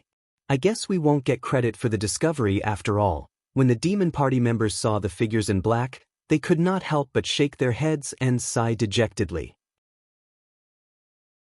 The burning forest was demon territory, and demon squads patrolled the area. Every one of these squads consisted of up to 3 Tier 4 Great Demons and 100 Tier 3 Advanced Demons. They also maintained a 10-level gap above Demon City's mainstream players. They weren't a force players should take lightly. These demon patrol squads were a large part of the reason that the Battle Wolves' crusade on Demon City had failed before it had even reached the city gates. Now that one of these squads had discovered Shifeng's team, annihilation was almost certain. Furthermore, these demons had wings and were capable of flight. Even if Shifeng's group could fly, they wouldn't escape. Read latest chapters at Wuxia World. The watching demon players expected Shifeng's group to turn and flee, but they didn't. Rather, they took the initiative to charge at the demon patrol squad as if they had just found their prey. The Guardian Knight leading the charge bashed his shield into one of the level 115, Tier 4 Great Demons, which subsequently lost its balance and stumbled half a step back. That Guardian Knight's strength was unbelievable. A 3-meter-tall man and his emaciated companion proceeded to pin down the other 2 Tier 4 Great Demons. The Tier 3 advanced demons wanted to help, but other members of Shifeng's team got in their way. Shifeng's team suppressed the Demon Patrol Squad, which normally had an overwhelming advantage over players. The demons struggled against the players attacking them, unable to cooperate while their HPs visibly plummeted. In less than 30 minutes, the entire Demon Patrol Squad had been eliminated. Not a single demon had escaped with its life. Chapter 25-21 Turmoil in the Burning Forest. As they watched the Demon Patrol Squad become nothing more than EXP for Shifeng's team, the demon players gaped in shock. Who are those people? The spectating demon players in the distance were both shocked and curious as they watched Shifeng's team. The Demon Patrol Squads formed a solid defensive barrier that prevented intruders from reaching Demon City. They were akin to NPC city soldiers. Not only did they have an arsenal of powerful skills and spells, but they could also fight as a team. They were nothing like ordinary demon players. However, these demons were little more than ordinary monsters before Shifeng. Are we still going to wait for the adventurer teams, leader? A level 105, Tier 2 ranger asked, turning toward the Tier 3 assassin that led their party. Not even Demon City's large adventurer teams would have an easy time against a team that could annihilate a Demon Patrol Squad so effortlessly. Otherwise, those adventurer teams wouldn't share much of their spoils with an ordinary party. Moreover, they'd have to risk their lives to keep an eye on Shifeng's team until the adventurer teams arrived. They were demon players and had far sharper senses than human players, but there was no guarantee that they wouldn't be discovered. On the off chance that Shifeng's team noticed them, the consequences would be dire. The risk simply wasn't worth the reward. Of course, Demon's Heart is offering extraordinary rewards. Even if we help kill one player and earn only 10% of the rewards, we'll still get a demon crystal. Once we have 120 demon crystals, we can challenge a noble in the city. It would take ages to collect that many if we just try to grind for them ourselves, the Tier 3 assassin said. We will have to be careful and maintain some distance from those players, of course. We don't need to follow them closely, we can just follow their tracks. Silently, the rest of the party nodded in agreement. They all thought that their party leader's plan was viable. With their superior senses, they could avoid detection, even if Shifeng's team were powerful, as long as they kept their distance. As soon as the Tier 3 assassin finished speaking, however, the cold blade of a dagger burst through his chest. A critical damage of over -900,000 then appeared above his head. Before the Tier 3 assassin could speak, a snowy white blade slit his throat, devouring the last of his HP. Leader? The party's remaining 5 Tier 2 members were flabbergasted. What had just happened? A second ago, their party leader had been alive and kicking, and in the next, he was dead. Their party leader was a Tier 3 assassin, and even in Demon City, he was quite the famous expert, yet he had just died so suddenly. As their leader dropped to the ground. An assassin? Crap. We've been discovered. Run. By the time the 5 demon players reacted, the alluring woman vanished like a ghost. She reappeared before the 5 demon players, and a streak of snowy white light immediately swiped at them. A series of damages exceeding 1 million appeared above each demon player's head, robbing them of all of their HPs. How foolish! You radiate so much mana that you're practically walking lanterns in the dark. You dare follow us with such skills? Fire Dance shook her head disdainfully at the demon players' confused looks. She thought they had severely underestimated her. What Fire Dance didn't know is that in this era, when Tier 3 players were still extremely rare, everyone busily researched how they could best use their Tier 3 skills and spells. No one had time to spare on improving their mana control. Guild leader, I've taken care of the nearby demon players, Fire Dance reported to Shifeng after ensuring that she didn't detect any hostile players' mana signatures nearby. Good. Continue patrolling the area. If you run into too many demon players, call the Hell Legion's assassins for help, Shifeng said, nodding. He then returned his gaze toward the loot the Demon Patrol Squad had dropped. He hadn't expected the squads to drop anything good. They were on par with NPC city soldiers, after all. NPC soldiers didn't drop anything noteworthy even when players killed them. Contrary to his expectations, however, the demons had dropped considerably valuable loot. The weapons and equipment were subpar, all level 110 plus standard secret silver and fine gold equipment, but the demons had dropped dark magic gold. Dark magic gold was an exceptionally rare epic material. Not only could one use it to increase their success rate when crafting weapons and equipment, but there was also a chance of imbuing the resulting items with power of darkness. It was a material all master forgers sought. He had obtained 14 ingots of dark magic gold after slaying one demon patrol squad. If the master forgers of his previous life found out about this, they'd likely hunt the Burning Forest's patrol squads into extinction.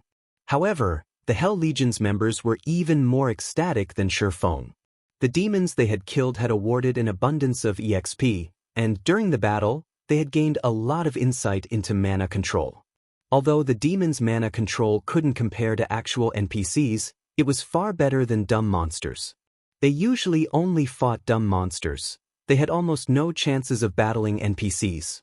Why wouldn't they be excited to pit their skills against demons that were as intelligent as true NPCs? Initially, the Hell Legion hadn't been particularly eager to attack Demon City, but this discovery had lit an enthusiastic fire in their hearts.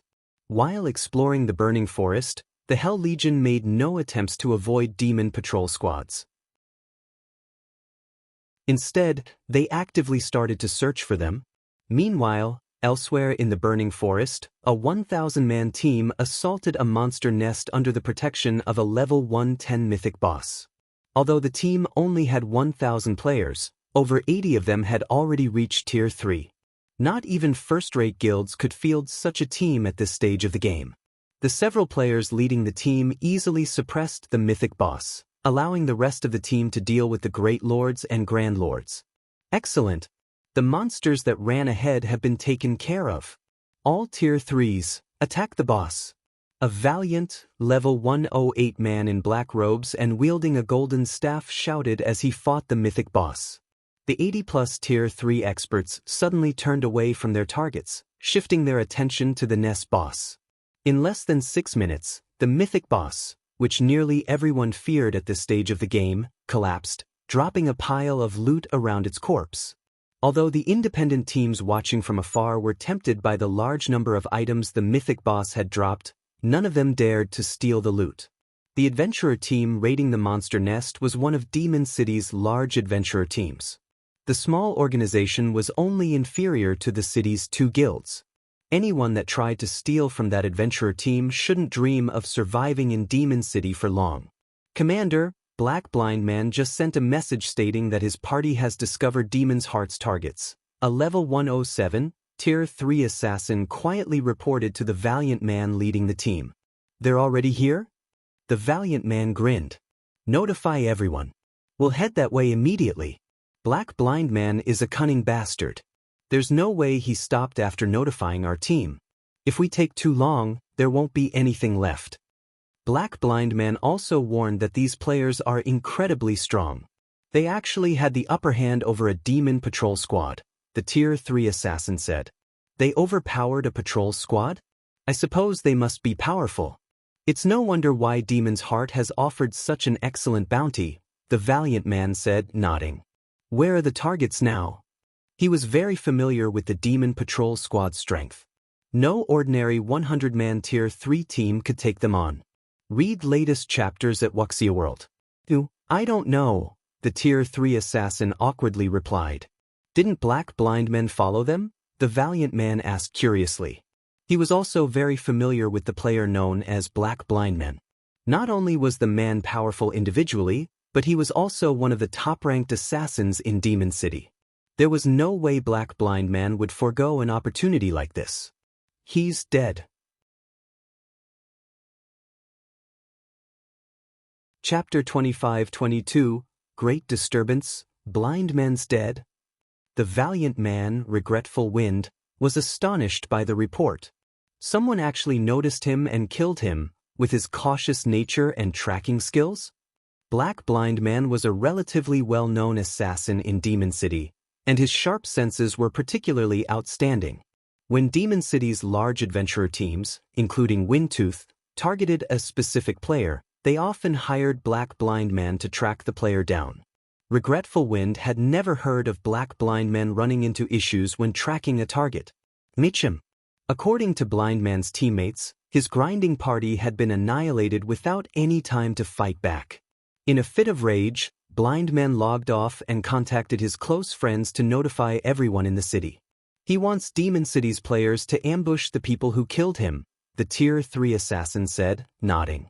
Unfortunately, his message is over 10 minutes old, and we don't have any new details about the invaders' whereabouts. Since those players can defeat a Demon Patrol squad, they must be fairly strong. I guess it isn't surprising to hear that they've killed Blind Man, but we have to hurry. Now that Blind Man has informed the public of the situation, many of the city's players will prepare for battle, Regretful Wind said, frowning. He wouldn't have much of an issue if Black Blind Man had simply informed the city's large adventurer teams. Only a small fraction of Demon City's player population consisted of large adventurer team members. Even if the adventurer teams mobilized all of their members, locating the intruders in the burning forest wouldn't be easy. If everyone in the city knew about them, however, locating the intruders would be a piece of cake, and the Windtooth adventurer team would have a lot more competition. Demon's Heart had offered an extraordinary bounty for these players' heads, with each intruder worth 10 demon crystals. Players could slay the monsters in demon territory for demon crystals, but the drop rate was incredibly low. Players could only increase their chances by hunting powerful monsters. Even the city's various large adventurer teams would be lucky to collect 10 or 20 demon crystals per day. Once players collected 20 demon crystals, they could apply for the challenge to earn a noble rank in the city. If they completed the challenge, they'd become one of Demon City's nobles and gain a significant boost to their strength.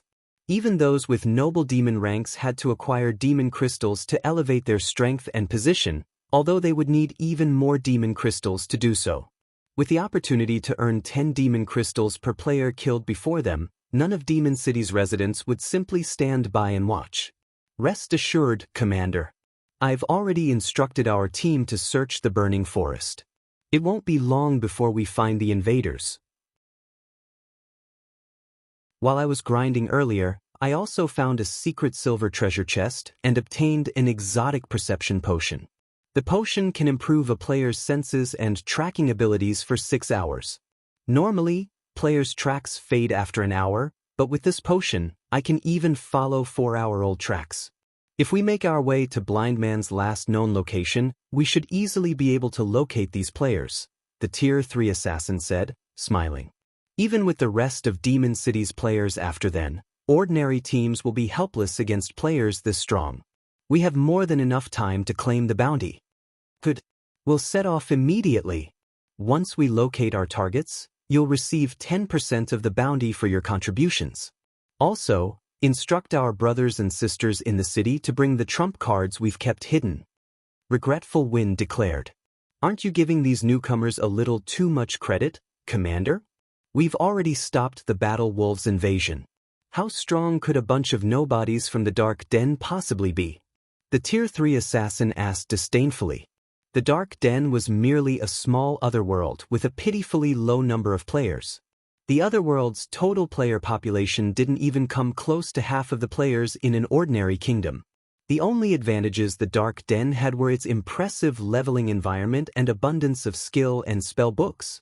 There was no way such a small world could produce experts as powerful as those in Demon City. I know, but each of them is worth 10 demon crystals. Letting a single player escape would be a waste, and I doubt that Demon's Heart will be so generous in the future, Regretful Wind said. Regretful Wind had never once been wary of the invaders. Battle Wolves had tried to invade Demon City with over 100,000 experts, yet the Super Guild's army had been obliterated before it had even reached the city. If not even Battle Wolves could make it through the burning forest, what could a few hundred invaders accomplish? What Regretful Wind truly minded was the demon crystals Demon's Heart had offered. I understand. I'll notify our members in the city right away. The Tier 3 assassin then did as he promised. Meanwhile, a great disturbance had rocked Demon City. This is our chance to get rich. 10 demon crystals per person. We won't let anyone get in our adventurer team's way. The intruders have already appeared in the burning forest's outer region. Inform out nearby members immediately. We must find them before other teams do. Invader hunting team recruiting. Anyone who wants to earn demon crystals should apply quickly. As Black Blind Man's friends spread the word, everyone in Demon City was in a frenzy. Over 100,000 players rushed toward the burning forest like a bunch of madmen. When Troubled Times, who rested in one of the city's high-class bars, heard the news, his expression turned gloomy. He hadn't thought that Feng would actually come here.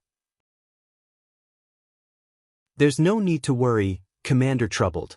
Now that this matter has caused such a commotion, the large adventurer teams we've hired won't be the only ones on the hunt. Medium adventurer teams are also on the move. Even if every super guild in the Ten Saints Empire worked together, they'd never get past so many experts. A man in silver armor tried to reassure Troubled Times when he saw the man's concern. That's right. Even if Zero Wing somehow manages to make it to Demon City, Demon's Heart is still waiting for them. We stand by your side. Zero Wing's efforts will be for naught, Furious Heart said. He thought that Troubled Times was worried for nothing. You shouldn't underestimate Black Flame, Troubled Times said. Of course, if everyone here tries to stop him, I doubt he'll accomplish anything. Troubled Times had seen the strength of Demon's Heart's elders personally. They were all true monsters, particularly Furious Heart. The man was only half a step away from becoming a count in Demon City and was far stronger than Troubled Times, who had only recently become a Demon Viscount. Furthermore, Demon players who had the Viscount rank or higher received a strength boost while inside Demon City. While Demon City's players discussed Feng and his invading team, several thousand Windtooth members arrived in the burning forest's outer region. Commander, I've found traces of their battle, and the tracks are still fresh. They should be nearby, the masked, Tier 3 assassin excitedly reported as he examined the lingering traces Feng's team had left behind. Read latest chapters at Wuxia World. Good. Proceed according to plan, everyone. Regretful Wind commanded, instructing his team to prepare for battle. These players began to follow the Tier 3 assassin's lead while suppressing their auras to the best of their ability to avoid detection. As they followed Feng's tracks, they encountered Demon Patrol Squad corpses. 100, 200, 300. By the time Windtooth's members had crossed 3,000 yards, they had found more than 1,000 demon corpses, and the freshest had been from a patrol squad with over 200 demons. Chapter 25-23, Run. Why are there so many fallen demon patrol squads? What happened here? Did those people kill all of these patrol squads? Windtooth's members were curious and afraid when they saw so many demon corpses strewn around them. The demon patrol squads served as a barrier between intruders and Demon City, with 10,000 demons patrolling the burning forest. Thus far, however, the adventurer team had found more than 1,000 demon corpses. This was 1/10 of the burning forest's defenses. Commander, there's something you need to see, the masked, Tier 3 assassin, who had scouted ahead, reported in the team chat. All of the team members put up their guard the moment they heard the assassin. Meanwhile, Regretful Wind hurried to the assassin's side. Finding his comrade, Regretful Wind arrived before a forested area laden with player corpses. To his surprise, however, there was no sign of battle. Some of the weapons and equipment the players had dropped hadn't been touched, and after a quick glance around, Regretful Wind counted more than 200 bodies. Based on how organized the corpses lay, it looked as if death had befallen them as the group marched through the forest. It was almost as if the battle had ended as abruptly as it had begun, and none of these players had had a chance to react to the attack. While scanning the dead, Regretful Wind quickly noticed the familiar faces of several Tier 3 experts. He clearly wasn't pleased about it either. How was Misty Ghost's main force annihilated? Regretful Wind stared at the fallen team in confusion. What happened here? Misty Ghost was a relatively famous medium-scale adventurer team based in Demon City. Although the adventurer team had fewer than 2,000 members, it had over 30 Tier 3 experts, including 1 Demon Viscount and 10 Demon Barons. Even Windtooth would struggle to defeat Misty Ghost. And yet, Misty Ghost's main force had died here. They hadn't even had a chance to fight back. It was unbelievable. I don't see Misty Ghost's commander, 7 constellations, among the corpses. Commander, the Tier 3 assassin reported after carefully examining the bodies. He's not here. Regretful Wind took a closer look at the slain players as well, and just as the masked assassin had said, 7 constellations wasn't present. He breathed a deep sigh of relief. 7 constellations was Misty Ghost's sole demon viscount and one of the top 10 assassins in the Demon City. Even Regretful Wind would have a hard time defeating the man. If 7 constellations had died as suddenly as his team, Regretful Wind's prey would be far stronger than he has surmised. I have found traces of a battle. It's possible that he and his surviving teammates were involved, the masked assassin said as he looked toward the towering trees some distance away. The trees were large enough that it would take several people to wrap their arms around the trunks, but they had been sliced cleanly through. Moreover, lingering life auras clung to the trees. The fight wasn't that long ago. Misty Ghost's members must have encountered the invaders. They might still be fighting as we speak, Regretful Wind guessed, staring at the bisected trees. Notify the team. We're going after them, and we won't bother hiding our presence. Understood. The masked assassin nodded before contacting the team. Winteth's several thousand members charged past the cut trees, and they made no attempt to hide. It wasn't long before they encountered another group boldly marching through the forest. The group had more than 4,000 players, and Winteth's members tensed when they saw them. I see you've picked up the scent as well, Old Wind, the savage woman carrying 2 dark blue axes and leading the group said, smiling at Regretful Wind. This is interesting. Now, all of Demon City's top 3 adventurer teams are here. I suppose this is only the second time since the fight with Battle Wolves. A dignified, debonair man carrying an ancient bow spoke up. When they heard the 2 leaders, Winteth's members released a held breath. These 2 were the commanders from Crimson Sand and Eternal Night, 2 of Demon City's top adventurer teams. They were also Regretful Wind's old acquaintances. Indeed. The last time we worked together, we helped Demon's Heart secure more territory, Regretful Wind said. Smiling, he continued, well, how are we going to split the profits this time? Regretful Wind was very familiar with the 2 players before him. Since they had found each other in the forest, Windtooth had lost its chance to monopolize the bounty rewards. But the encounter also eased the pressure on Regretful Wind's adventurer team. No force that could instantly wipe out Misty Ghost's main force should be underestimated. Even Windtooth would suffer tremendous losses if it tried to take on such a force alone. If his adventurer team worked with Crimson Sand and Eternal Night, however, the 3 teams could minimize their losses and maximize their profits. There's not much to consider. We'll split them evenly. I'm sure you find this acceptable, correct? Helpless Smile, the bow-carrying man who commanded Eternal Night, said. Flame Feather, Crimson Sand's commander, nodded in agreement. Deal. That way, we won't have to compete for contribution and can divide the work, Regretful Wind replied without hesitation. If their 3 adventurer teams tried to outdo each other, the fight would descend into chaos. Doing so would only weaken their teams. The gains weren't worth the losses. Rather, they'd all be better off cooperating, maximizing their combat power. None of the 3 teams even considered that they might be ripped off by another. Each of the teams was on par with the others, and they all had around 3 or 4 demon viscounts and 30 demon barons. They each also had around 70 or 80 tier 3 experts. Good. That settles it. When we find the rumored monster, I'll hold him back. Old Wind and Smile, back me up from the sides, Flame Feather said.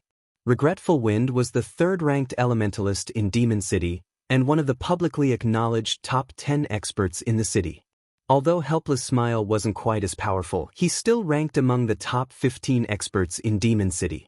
In a support role, he was one of the 5 best players in the city. No problem. Neither Regretful Wind nor Helpless Smile objected to Flame Feather's plan. She was the strongest melee player among their adventurer teams, after all. Flame Feather was also the only 3-star viscount in any of their teams, only 1 step away from becoming a count. Shortly after the three commanders came to an arrangement, they heard the sound of battle from the nearby forest. All three teams immediately charged toward the sound. After crossing about 500 yards, a loud explosion rocked the forest. Boom! A figure suddenly shot past the three adventurer teams like a cannonball, crashing into a large tree roughly 100 yards away from Regretful Wind. The tree shattered instantly, falling, while the figure slid down its trunk to the ground. To everyone's surprise, this figure radiated an even stronger aura than a grand lord of the same level. Even so, the figure rapidly lost HP. 7 constellations? Regretful Wind paled when he recognized the player. Read latest chapters at Wuxia World. EU Flame Feather and Helpless Smile looked at the player with somber expressions as well.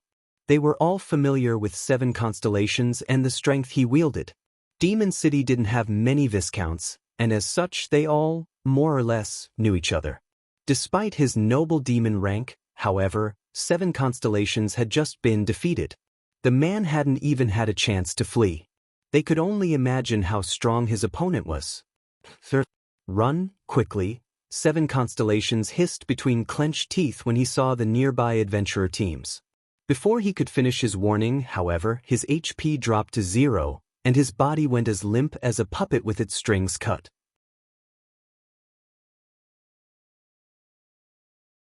Chapter 25-24. She is the monster? The 3 adventurer team's members were senseless when 7 constellations died. A monster, huh? Regretful Wind frowned, contemplating 7 constellations' dying words. Demon Viscounts stood at the apex of Demon City, and 7 constellations was an assassin, a class that boasted its survivability. And yet he had just died. Moreover, 7 constellations had warned their 3 adventurer teams away. It was clear that in his mind, these 3 teams were no match for the monster he had just faced, even if they worked together. Although that was only the assassin's opinion, his words should be credible. If 7 constellations focused on getting away, not even the top-ranked experts in Demon City could stop him. But he had still fallen. It seems our opponent isn't as simple as we thought. What do you guys think? Regretful Wind asked the other 2 commanders. If they fought an opponent that even 7 constellations feared, the outcome wouldn't be as pleasant as they hoped. It's no wonder why Demon's Heart has offered such a gracious bounty, Helpless Smile replied, staring at the assassin's corpse. But this isn't the first time we've faced monstrous experts. Besides, if we flee, we'll become laughingstocks in Demon City by tomorrow. Although Helpless Smile felt the weight of 7 constellations' warning, it wasn't enough to order a retreat. Even if these intruders are powerful, there's no guarantee that we can't defeat them, Flame Feather agreed with a nod. Fighting spirit burned in her eyes as she launched into another charge. Don't forget, we have the home ground advantage. Our opponent may be a monster, but we'll still make him suffer.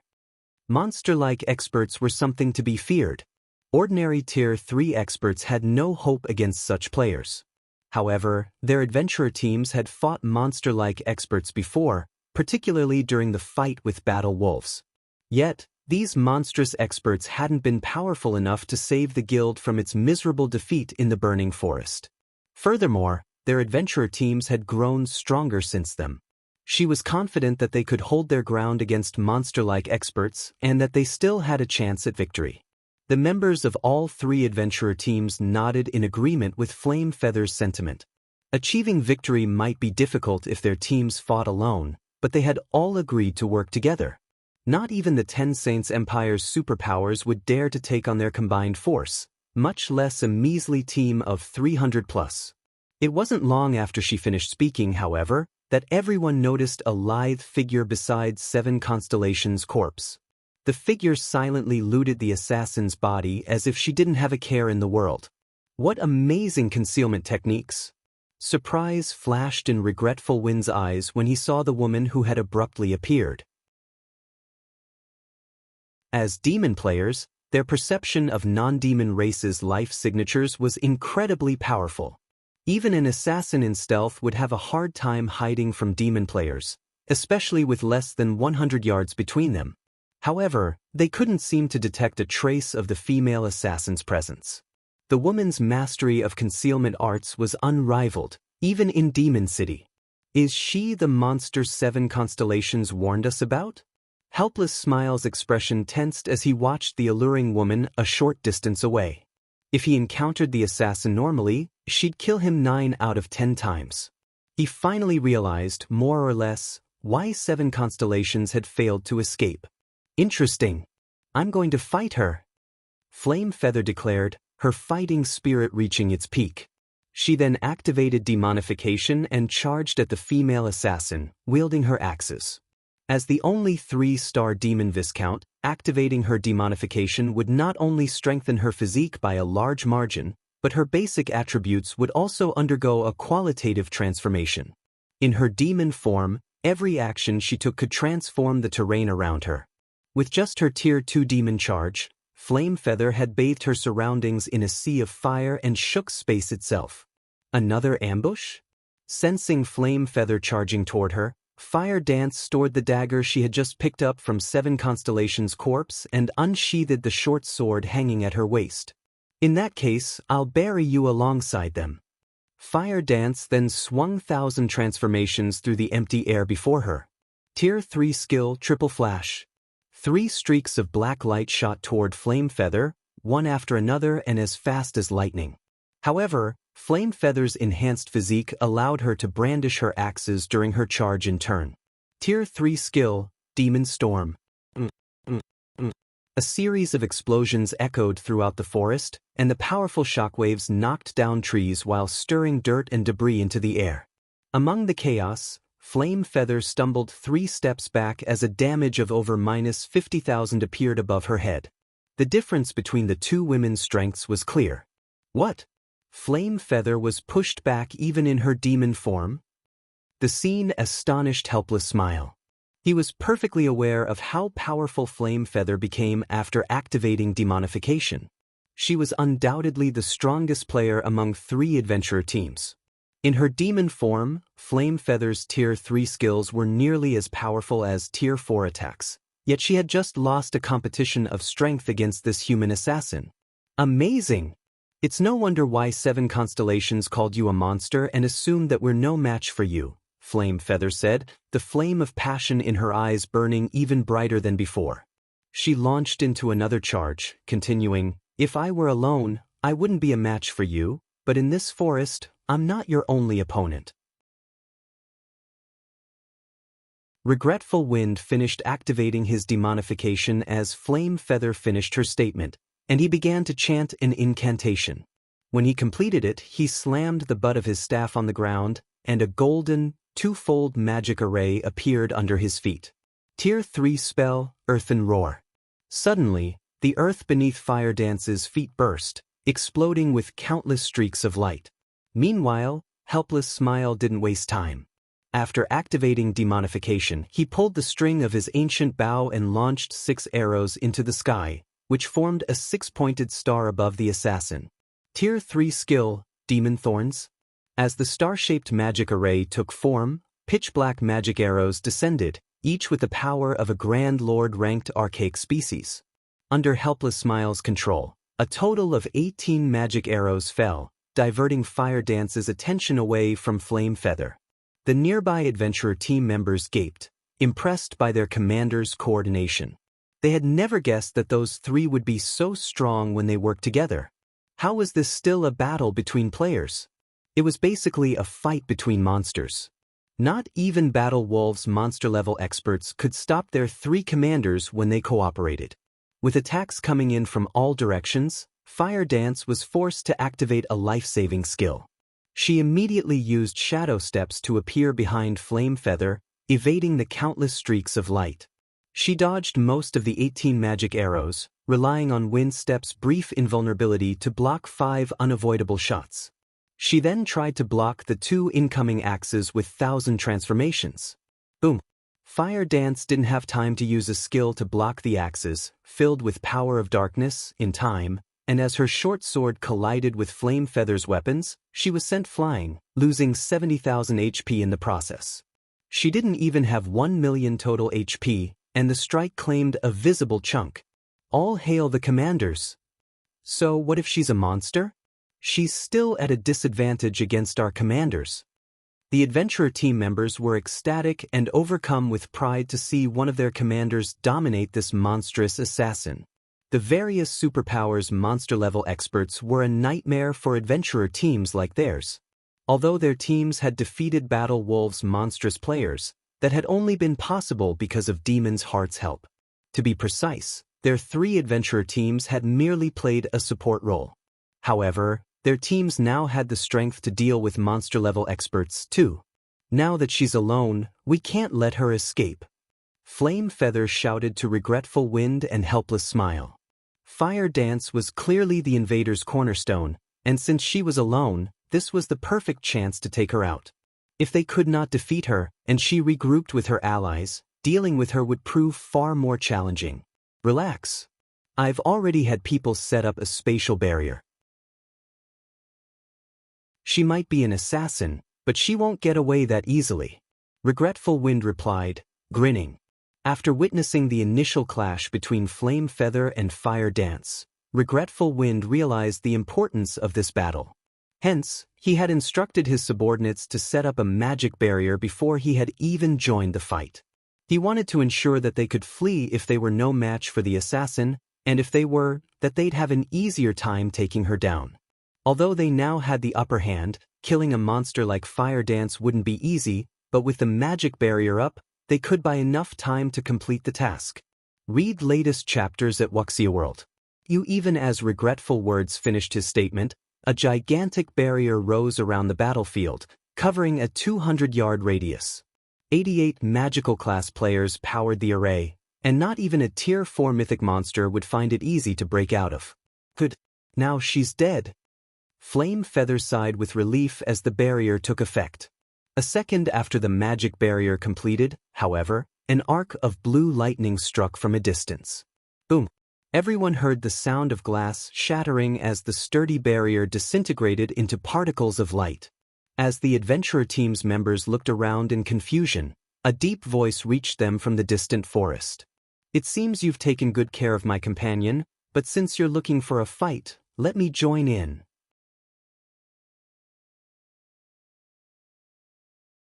Chapter 25-25, True Monster. When the 3 adventurer teams heard the deep voice, their expressions betrayed their apprehension. The 3 commanders were particularly tense as they continued their fight against Fire Dance. There's more than one monster? Regretful Wind's expression hardened while he watched the magic barrier fade away. 88 magical class players had powered that barrier. It should even withstand quite a few attacks from a mythic monster. And yet, that barrier had just shattered after a single attack. Another monster-level expert among the invaders was the only possible explanation, and this newcomer definitely had the strength of mythic monsters. He should be even stronger than the female assassin they currently faced. A single team has 2 monsters? Who are these people? Helpless Smile growled, frowning. He had never expected the invaders to have more than one monster-level expert. The 3 of them were already having a rough time trying to suppress Fire Dance. If another expert of her caliber joined the fight, they'd be in trouble. So what if there's another monster? Why should we fear them? Resolutely, Flame Feather reminded her comrades, don't forget that we have over 5,000 players, including 7 more demon viscounts and nearly 100 demon barons. What is one extra monster compared to our forces? The only reason the 3 commanders had attacked was to gauge how much they had improved since the war with Battle Wolves. Furthermore, ordinary Tier 3 experts would only get in their way in such an intense battle. If they had to face 2 monsters, however, the members of their adventurer teams could keep the second one busy. Even if their teams couldn't kill the other monster, they could buy enough time for the commanders to finish off Fire Dance. Eventually, their adventurer teams would secure victory, even if some of their members died. That's right. However, it seems we'll incur some losses in this operation, Helpless Smile said, nodding. He then gestured to one of his subordinates in the distance and said, Blue, lead our main force members to stop the other monster. Try to buy as much time as possible. Understood. The Tier 3 Shield Warrior, Blue Sea, responded. Mandala, take your group and go with them. Flame Feather ordered a Tier 3 Dark Druid on her team. Poison, I'm giving you command of our members. Regretful Wind shouted to the masked assassin named Poison Heart. If worst comes to worst, use that. Just make sure that you keep the second monster away from us for now. Are you sure that I can use it? Poison Heart instantly grew excited upon receiving permission from his commander. I promise, he won't get anywhere near you. Overhearing the order, both Flame Feather and Helpless Smile glanced at Regretful Wind in astonishment. What? Old Wind, you were the one who bought that thing during the last intermediate auction? Flame Feather blurted.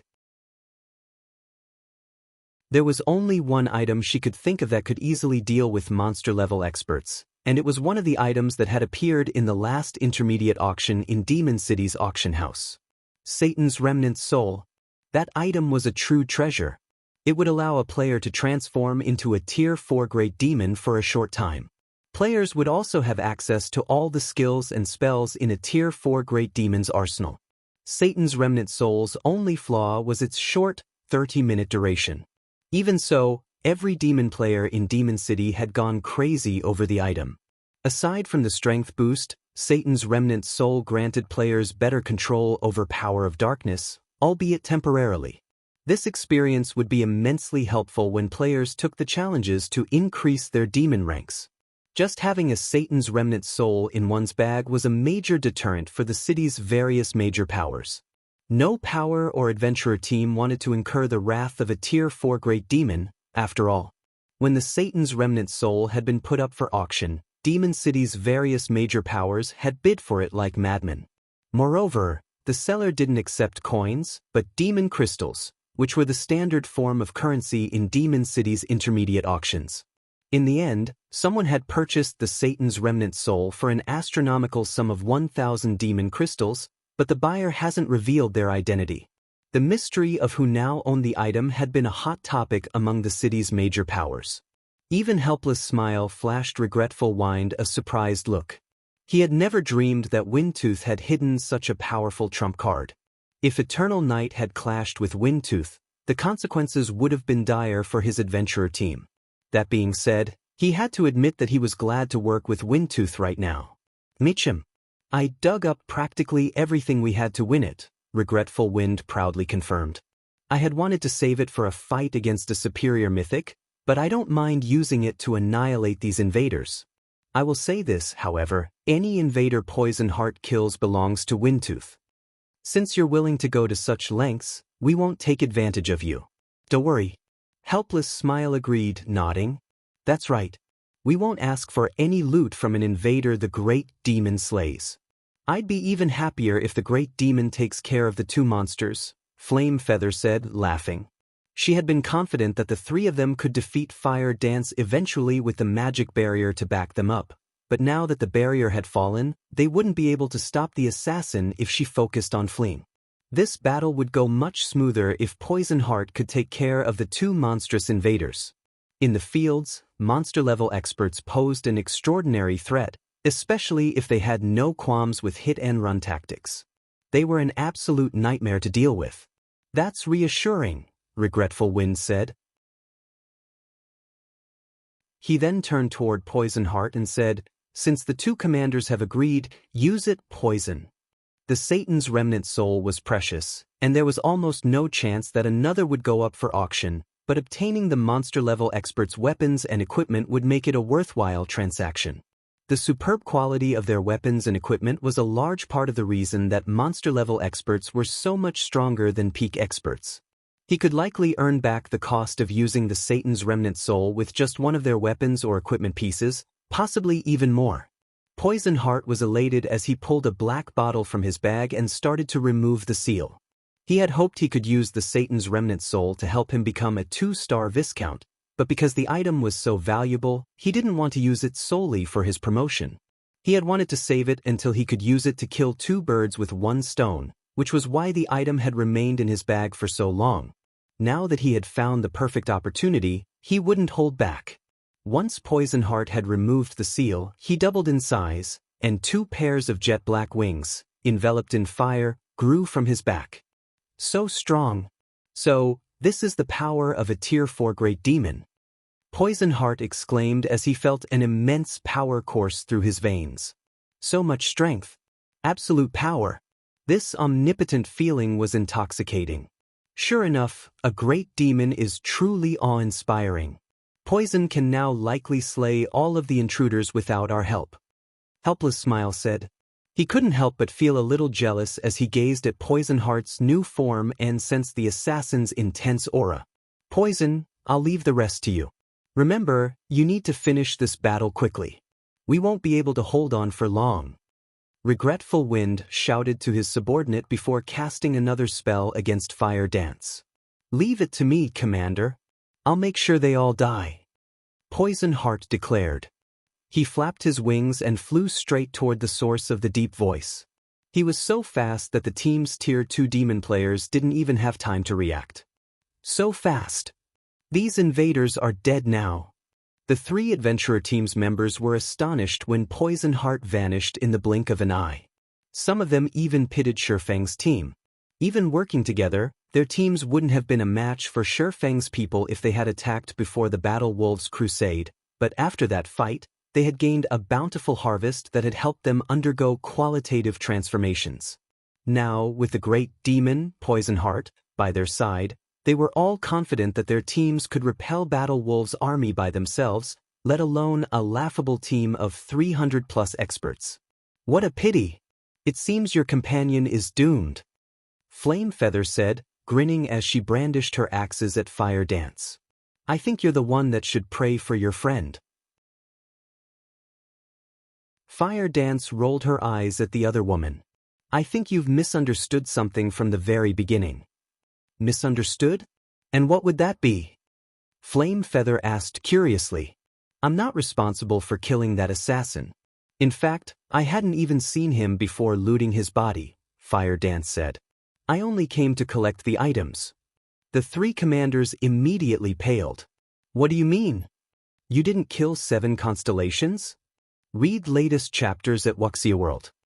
You're not the monster he was talking about? Regretful Wind, Flame Feather, and Helpless Smile simultaneously recalled 7 constellations dying monster. Run quickly. If Fire Dance hadn't seen the assassin before he died, she couldn't be the monster he had warned them about. But before the 3 commanders could respond, they heard a series of explosions from the nearby forest, and the ground under their feet shook violently. After a few seconds, a colossal figure flew toward them, slamming into a nearby tree and felling it. The figure was none other than Poison Heart, who had just flown toward the other monster-level expert a moment ago.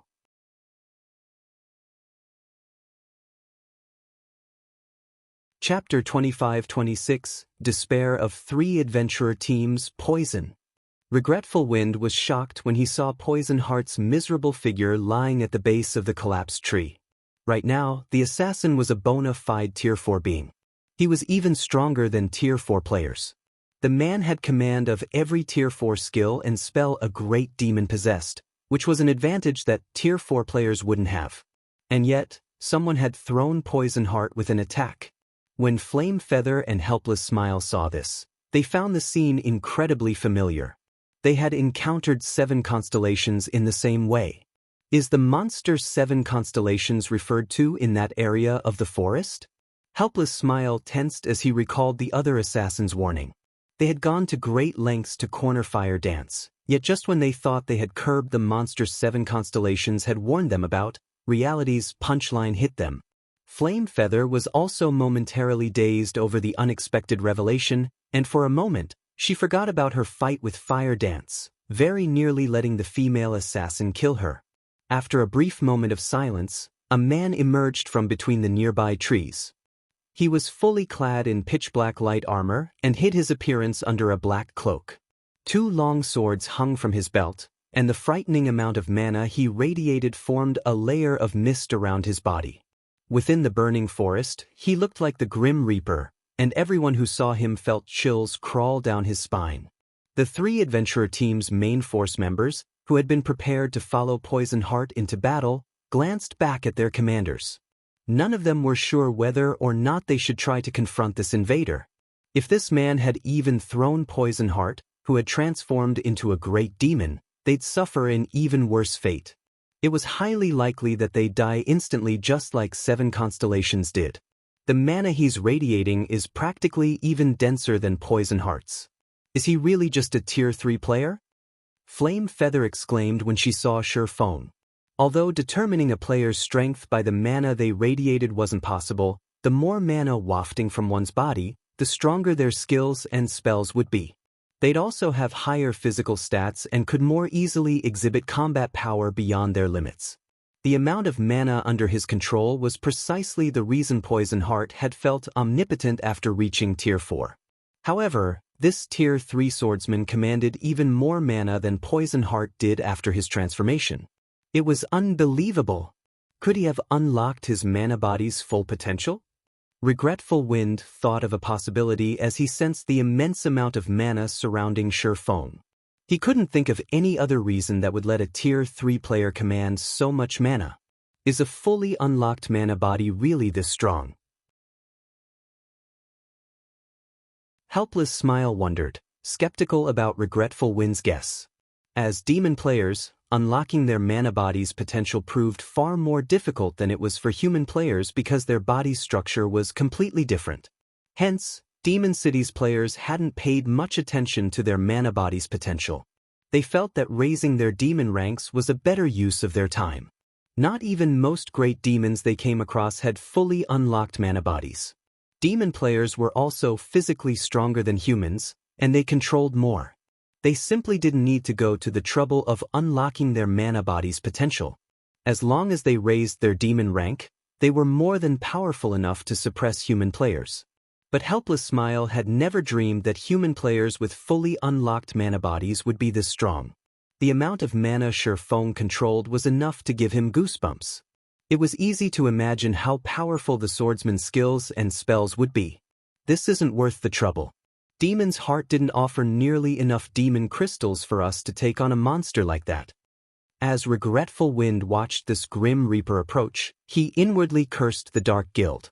If he had known that he'd have to fight a monster like this swordsman, he never would have led his team here. Even if they managed to defeat Feng, it would be a Pyrrhic victory. 3,000 plus demon crystals wouldn't even come close to compensating their losses. What are you afraid of? He's just one person. There's a limit to his stamina.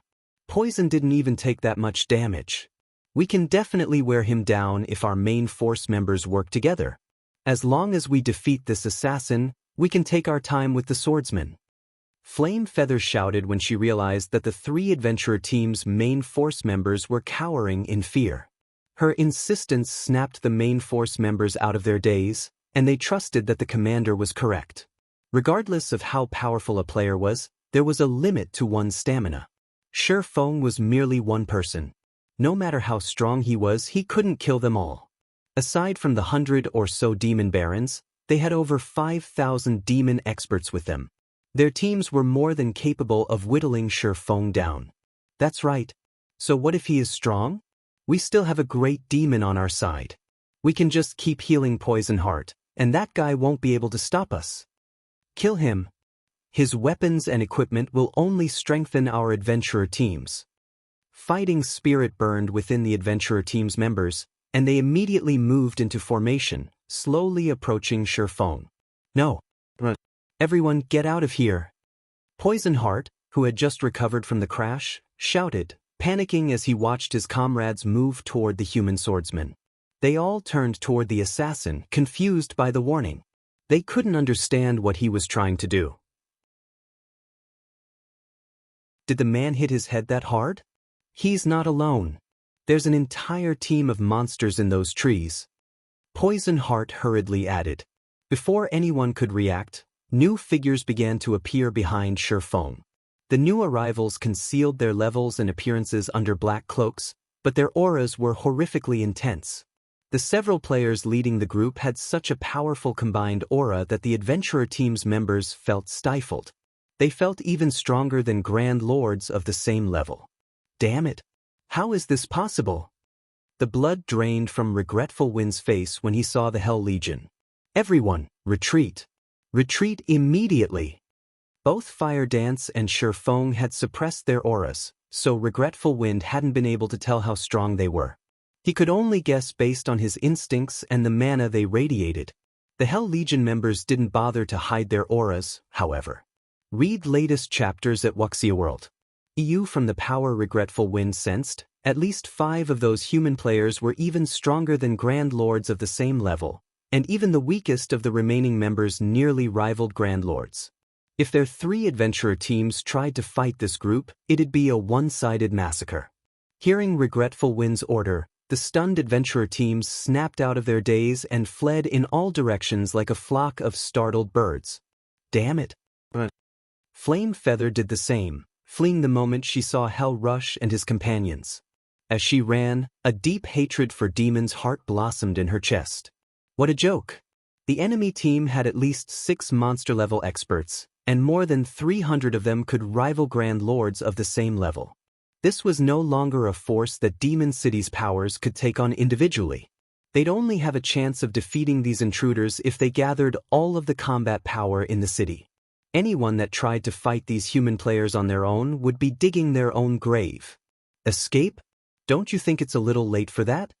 When the 3 adventurer teams began to flee, Feng turned to the Hell Legion and growled, "Kill them. Leave none alive."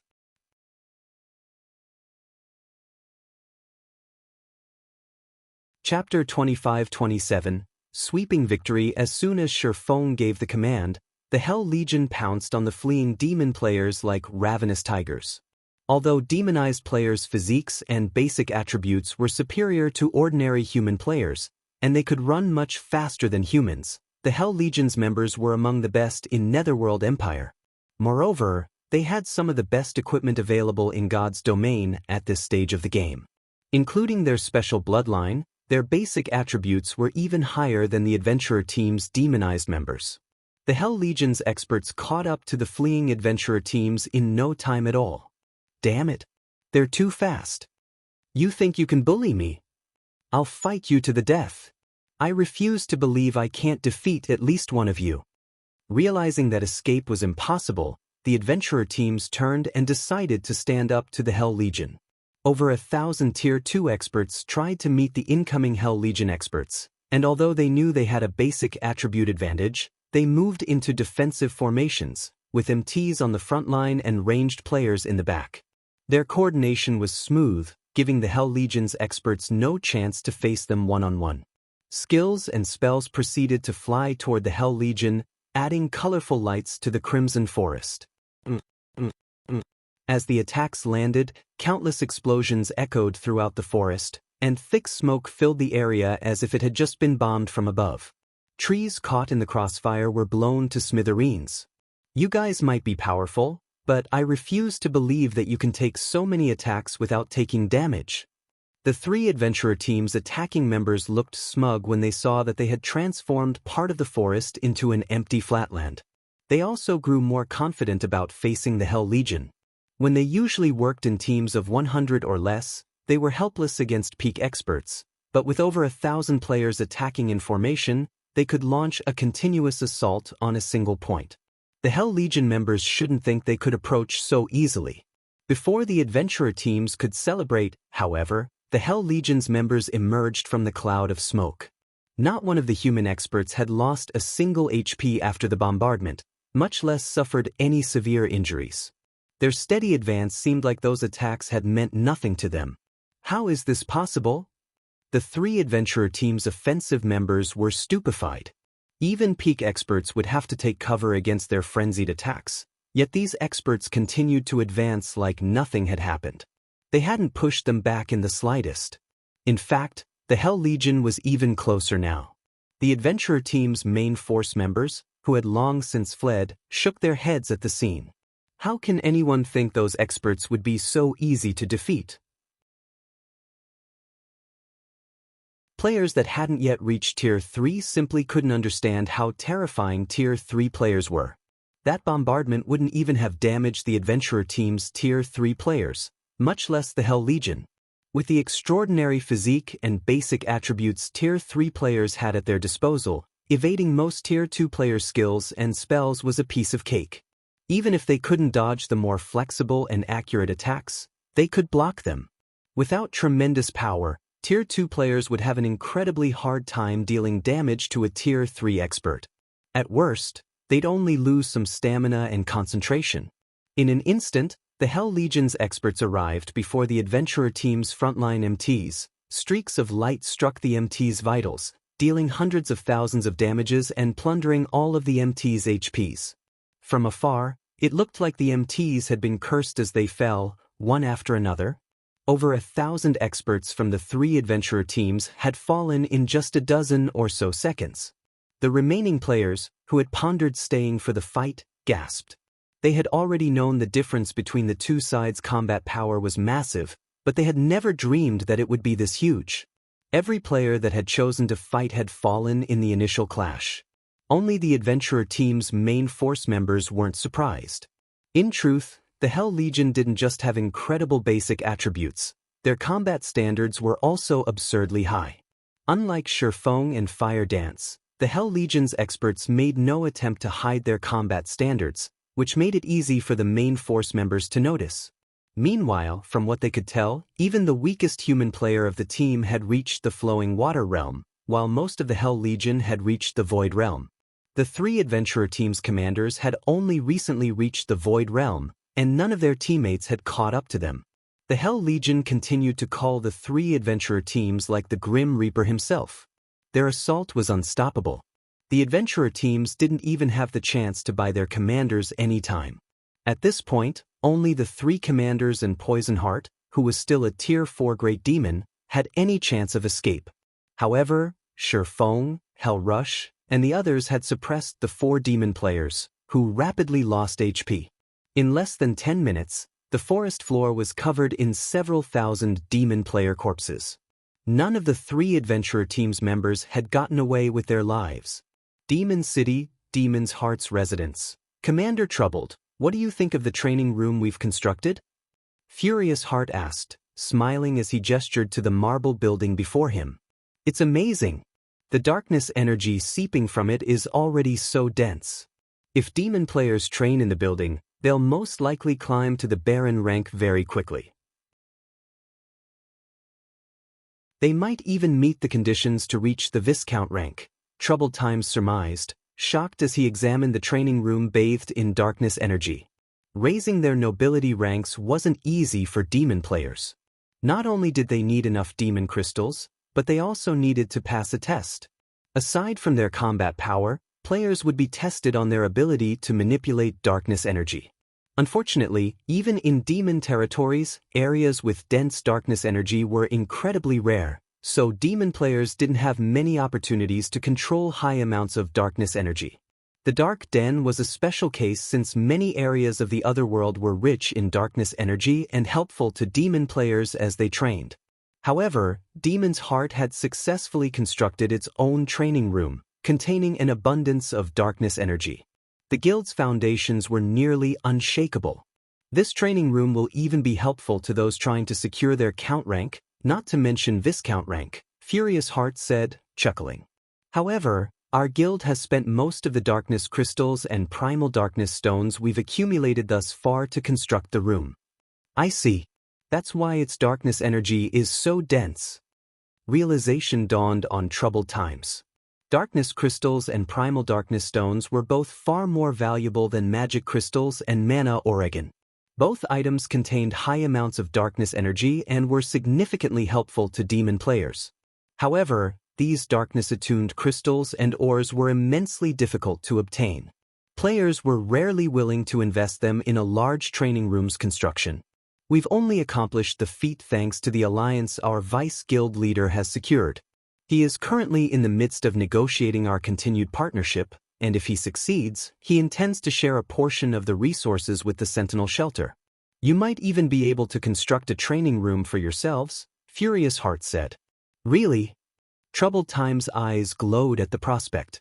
If the Sentinel Shelter could construct its own darkness-attuned training room, even if it were only a small training room, he wouldn't have to worry about his shelter's development. The Sentinel Shelter might even become strong enough to rule over all of the Dark Den, not to mention becoming the #1 shelter. Furious Heart nodded, smiling. Once you grow a little stronger, the Vice Guild leader also intends to provide enough resources for you to become a demon count. You will stand at the peak of God's domain, Commander Troubled.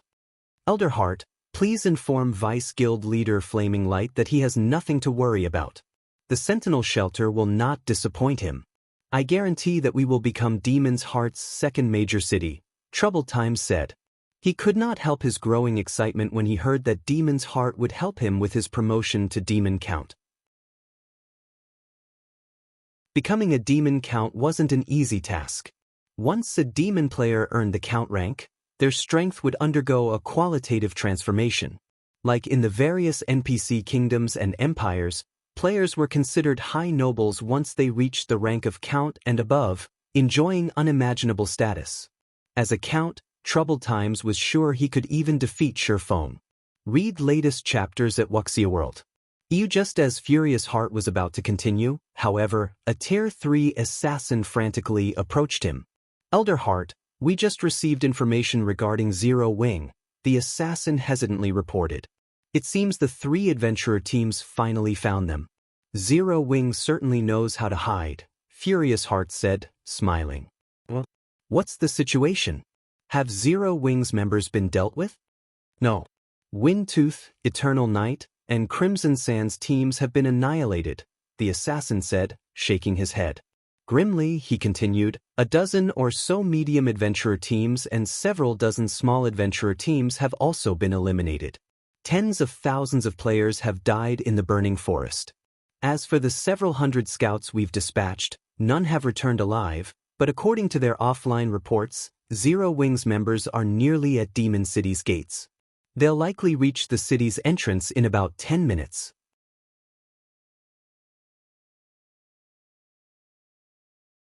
Chapter 25-28, Commotion in Demon City. When the Tier 3 assassin ended his report, everyone present fell silent, staring at the assassin in astonishment. What did you say? Annihilated? Although the strength of those 3 adventurer teams is subpar, they should have a total of 10 Demon Viscounts and nearly 100 Demon Barons. The number of Tier 3 experts they have should also exceed 200. With them in the way, even a superpowers trump card legion shouldn't dream of gaining any advantages in the burning forest. How could a measly team of 300+ players possibly annihilate them? Tens of thousands of people got killed. Are those people idiots? The several Demon's Heart elders present instinctively refused to believe the assassin's words. Although they knew that Shurfeng's team possessed extraordinary strength, Shurfeng's team hadn't been in the burning forest for even a day. Despite that, they were being told that Shurfeng's team had annihilated Demon City's top 3 adventurer teams along with several tens of thousands of other players. Moreover, none of the scouts that came across Shurfeng's team managed to return alive. As icing on the cake, Shurfeng's team was supposedly only a dozen minutes or so away from reaching Demon City. This was ludicrous. Previously, Battle Wolf's army hadn't even managed to reach Demon City's gate before getting annihilated. Now, however, a measly team of 300+ players was actually about to reach Demon City. Who would believe this? He really came. Troubled Times was stunned when he heard the assassin's report. They were currently in demon territory. This wasn't a place human players could enter casually. Back then, when Troubled Times heard that Shurfeng had declared that he would come to Demon City to hunt him down, Troubled Times had taken it for a joke. After all, Shurfeng simply didn't understand how frightening demon territories were. In Troubled Times' opinion, let alone reaching Demon City, Shurfeng would be fortunate to survive in the burning forest for a few hours. After all, no matter how powerful Shurfeng was, he was still a player. There was a limit to his stamina and concentration. In the expansive burning forest, non-demon players were subjected to the corrosion of darkness energy, which increased their stamina and concentration consumption substantially. Even with a team of 300+ Tier 3 experts, it should still be impossible for Shurfeng to reach Demon City. Now, however, not only was Shurfeng's team close to reaching Demon City, but he had even killed Demon City's top 3 adventurer teams along with tens of thousands of other demon players. This was simply unbelievable. However, shortly after Troubled Times and the others received this piece of news, a commotion occurred at Demon City's main entrance. This was because a group of human players had appeared a short distance from Demon City. These human players numbered over 300, and they were none other than the team Demon's Heart had placed a bounty on. In this situation, the demon players residing in Demon City could not help but panic. What's going on? How did they get here? Why wasn't there any news about them? Didn't the top 3 adventurer teams leave to hunt them just now? They must have gotten lucky and avoided detection. Otherwise, how could they get here so quickly and intact? Impossible. Even if the top 3 adventurer teams did not find them, there are still several dozen others that joined in on the hunt. At least one adventurer team should have come across them. And so long as even one did, the other adventurer teams would have received news about it right away. It should be impossible for these invaders to evade detection completely. When Shifeng's team suddenly appeared outside Demon City, the players standing on the city's walls were filled with both surprise and curiosity. They never thought that human players could actually cross the burning forest and get to Demon City without an invitation. This was the first time a situation like this had occurred since Demon City's construction. Of course, there's no news about these invaders, as everyone that came across them had gotten killed. A friend of mine was one of the players that joined the hunt. Despite the adventurer team he belonged to having over 1,000 members, none of them managed to make it out alive after coming across the invaders. According to what I heard, the top 3 adventurer teams also got annihilated. They're just keeping their mouths shut all this time to prevent information leaks. As the ordinary players on top of the wall were discussing the situation, a Tier 3 expert rolled his eyes at their ignorance and revealed the truth to them. Upon hearing the Tier 3 players' revelation, the ordinary players were stunned. At the same time, though, they eyed the Tier 3 expert skeptically, suspecting that this expert was playing a joke on them. It seems the rumor I heard coming from Demon's Heart's members is true, after all. These invaders really did kill tens of thousands of experts. Another Tier 3 expert, who originated from a medium-scale adventurer team and had just arrived on the wall, commented upon seeing Shifeng's team in the distance. This Tier 3 expert's words threw everyone present into an uproar. What? The tens of thousands of experts that joined the hunt got annihilated. Who are these invaders? They're not really here to kill troubled times, right? It seems Demon's Heart has met its match. I wonder which side is stronger? Do you even have to ask? It's definitely Demon's Heart. Don't forget that this place is Demon City, the main headquarters of Demon's Heart. These 300+ invaders might be amazing out in the fields, but they're asking for death if they think they can do whatever they want inside Demon City. When everyone present heard the news of Demon City's top 3 adventurer teams getting annihilated, aside from feeling surprised, they also felt excited. After all, Demon City had never been besieged before. Meanwhile, news of Shifeng's team appearing outside Demon City's gates spread quickly throughout the city, stunning its millions of player residents. Crap, they actually came here to hunt down troubled times. This is amazing. I wonder how Demon's Heart plans to deal with this situation? I doubt Demon's Heart will let these people do anything. However, these people aren't pushovers either. If even the top 3 adventurer teams are not a match for them, Demon's Heart should have a tough time too. Everyone inside Demon City discussed this matter, spreading Zero Wing's fame across the city. However, everyone was more curious about Demon's Heart's response to this situation. After all, even the city's top 3 adventurer teams had suffered annihilation. Shifeng's team might not be capable of breaking into Demon City, but it was more than capable of camping out in the fields and targeting Demon's Heart's members that were trying to grind. That would stunt Demon's Heart development. Read latest chapters at Wuxia World. EU. Meanwhile, news of Shifeng's team's arrival also quickly reached Demon's Heart's residence. And when Troubled Times heard about this, his complexion turned deathly pale. He never thought that Shifeng would get to Demon City so soon. He had witnessed the swordsman stopping a Demon King's hand before. If Shifeng sneaked into Demon City and secretly took action against him, Troubled Times was almost certain to lose his life. Commander Troubled, you can rest easy. So what if Black Flame has arrived? This is Demon City. Furious Heart said when he saw the ugly look on Troubled Times' face. He then smiled and continued, however, Zero Wing has been acting arrogantly for long enough. They aren't even bothering to sneak around to take action. They are indeed very arrogant. They actually dare camp in front of our front gate and let everyone know of their arrival, a Tier 3 elder wearing black robes ranted. In my opinion, we should just deploy the city's Tier 4 demon guards and get rid of them. Otherwise, they'll really think that they can do anything they want to Demon City just because they eliminated the city's top 3 adventurer teams. Forget it. The demon guards are one of Demon City's trump cards. It costs a lot of demon crystals to dispatch them. It's not worth it just to deal with Zero Wing, Furious Heart said, shaking his head. Moreover, both the guild leader and the vice guild leader are not on the eastern continent right now.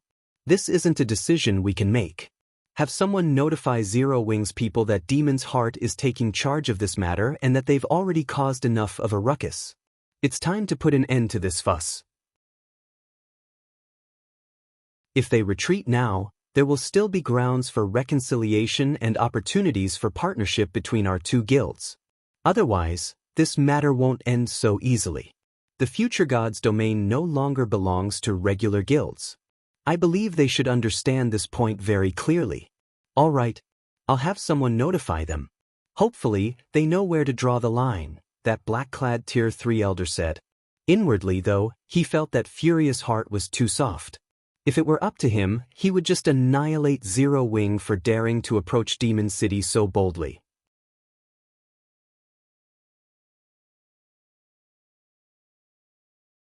Chapter 25-29, Provoking Demon's Heart? Inside Demon's Heart's residence, after Furious Heart gave the command to take action, the black-clad, Tier 3 Viscount Elder promptly started arranging for the necessary manpower to shoo away Zero Wing's team. Meanwhile, the news of Shifeng's arrival at Demon City also spread rapidly beyond the walls of the city and stupefied the superpowers paying attention to Demon City. What's going on? It hasn't been that long since Zero Wing's team arrived at the Burning Forest, yet it's already reached Demon City? Zero Wing actually accomplished something that Battle Wolves failed to do? Black Flame really is bold to provoke Demon's Heart. Doesn't he know that the current god's domain has changed already? The various superpowers found Zero Wing's arrival before Demon City's main entrance deeply surprising. The current god's domain was no longer the same as before. The activity of dark players in level 100 neutral maps was expanding. Moreover, the strength of dark players was growing rapidly, at a rate frightening even to the various superpowers. Meanwhile, one of the fastest developing dark powers was Demon's Heart. Not only did Demon's Heart boast a large number of experts, but its guild members were also improving at a flying pace. It was no exaggeration to say that, so long as a member of Demon's Heart reached Tier 3 as well as the rank of Demon Baron, they would instantly become an existence rivaling Tier 3 peak experts. In fact, their survivability out in the fields would be much stronger than human peak experts. Moreover, unlike regular players, dark players received rewards and improvements from killing other players. They had a much greater advantage when it came to leveling and upgrading their weapons and equipment. Even though dark players were a minority in God's domain, they were now strong enough to go up against regular guilds in level 100 neutral maps. This was why many independent players were opting to become a dark player, which, in turn, continuously increased the dark player population in God's domain. This change drove the incredibly fast growth of the various dark powers. Of course, the rapid development of dark players came with a price. Compared to regular players, the penalty dark players suffered for death was many times greater. Hence, in order to avoid death, current dark players were limiting their sphere of activities instead of rampantly clashing with regular players. Nevertheless, even the various superpowers did not dare provoke dark players casually, much less dark powers like Demon's Heart. None of the various superpowers had expected Zero Wing to provoke Demon's Heart. Moreover, Zero Wing had gone all the way to Demon City's main entrance to do so.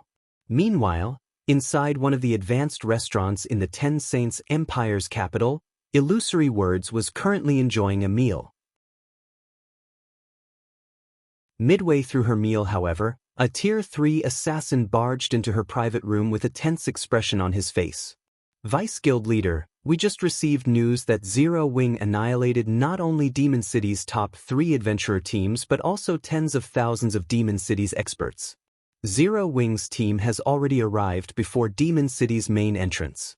By the looks of it, Zero Wing is really intent on taking action against troubled times, the Tier 3 assassin said, astonishment writ large on his face. They arrived already? Illusory Words similarly felt astonished by this point. She had visited Demon City as a guest before, so she knew just how difficult it was to cross the burning forest. A large number of demon patrol squads and demon players operated within the forest. In her opinion, even with frightening strength, Shi Feng and his team should still struggle to reach Demon City. In fact, by the time they got to Demon City, the tracking mark they placed on troubled times might have disappeared already.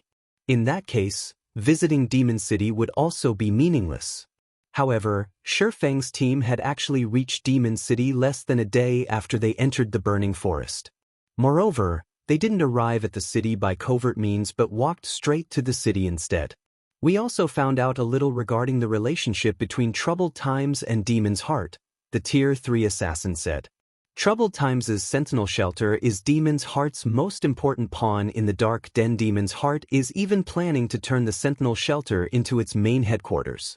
In addition, Troubled Times fought alongside Flaming Light, one of Demon's Heart's vice guild leaders, during the early stages of God's Domain.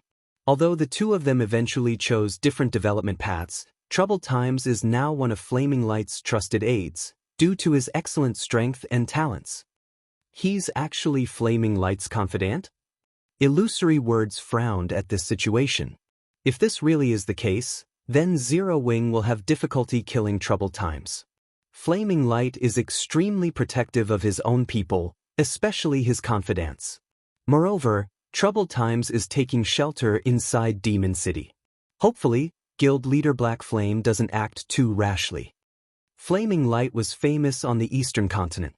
A part of the reason why the Ten Saints Empire's various superpowers currently feared Demon's Heart was Flaming Light's presence. In fact, Flaming Light had even wrung multiple concessions from the Super Guild's Sacred Temple regarding resources. Despite the Ten Saints Empire being the Sacred Temple's home base, the Sacred Temple still had no choice but to concede to Demon's Heart's demands. This situation had greatly confused the Ten Saints Empire's various superpowers, as well as made them increasingly fearful of the Dark Guild.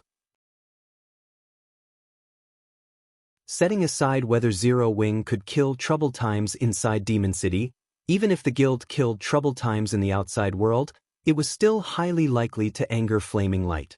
If that happened, then the efforts Zero Wing had made to ensure its smooth development in level 100 neutral maps would go to waste, and the Guild would be plagued with endless troubles once more. After all, the current God's Domain had already changed. The advantages Dark players had over regular players were simply overwhelming. While the Ten Saints Empire's various superpowers were secretly discussing Zero Wing, another commotion occurred at Demon City's main entrance. The reason for this commotion was Demon's Heart's members making an appearance. In the next moment, Demon City's gate opened slowly. A 1,000-man team led by Tier 3 experts then marched out of Demon City. Every one of these members from Demon's Heart sported uniform weapons and equipment. Moreover, these weapons and equipment were of considerably high quality, with even the weakest piece being level 100 fine gold rank. In addition, every member of this team was a noble. Just the number of players emitting power of darkness at the standard of demon viscounts numbered as many as 20. Standing in the head of this team was a burly man geared in exquisite armor. The spectating players present gasped in shock at the sight of this man. Crap! Rebellious Thunder, the vice commander of Demon's Heart's main force, showed up. What a powerful pressure! So, this is the strength of a demon count? When the players standing atop the city's walls saw the burly man, awe filled their eyes. The count rank was something all demon players aspired to. However, it was beyond the reach of most demon players. The reason for this wasn't just the astronomical amount of demon crystals required to challenge the test to become a demon count, but also the test's great difficulty. Even now, aside from Demon City's two main guilds, no other power boasted a demon count among their ranks. The strongest person the other powers possessed was a 3-star Viscount. Players that had become demon counts were treated with respect by even great demon NPCs because Tier 3 players at the demon count rank were already strong enough to go up against great demons. Their becoming a Tier 4 great demon in the future was also only a matter of time. They actually sent a demon count out. When Regretful Wind, who was currently sitting inside a bar near the main entrance, saw Rebellious Thunder through a magic mirror, envy flashed in his eyes. It seems Demon's Heart really places great importance on troubled times. However, we ended up eating a major loss this time.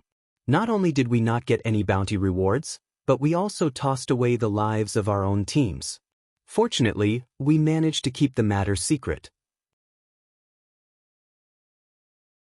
Now, all of Demon City's adventurer teams have suffered tremendous losses as well, Helpless Smile said, a bitter smile forming on his face as he gazed at Rebellious Thunder's figure. During the time Regretful Wind and the others were quietly chatting, Rebellious Thunder could be seen arriving before Shurfang's team. "Are you Zero Wings Guild leader, Black Flame?" Rebellious Thunder asked as he looked at Shurfang. "That's right," Shurfang replied, nodding. "Do you have business with me?" Read latest chapters at Wuxia World. We know you're here to kill Troubled Times, but this is Demon's Heart's territory. We won't care if you take action anywhere else, but since Troubled Times has already arrived in Demon City, we have a responsibility to ensure his safety. Moreover, this place does not welcome non-demon players. If you leave now, Demon's Heart will ignore your provocative behavior this time. There might even be chances for partnership between our two guilds in the future, Rebellious Thunder said sternly. "What if I refuse?" Shurfang asked, chuckling. "Then, you'll make an enemy out of Demon's Heart." Rebellious Thunder warned coldly, his words echoing throughout the main entrance. Upon hearing Rebellious Thunder's words, the spectating players standing on the city walls were silent because nobody would dare offend Demon's Heart on a demon territory. Any that did would not be able to leave with their lives. If that's the case, let's just become enemies.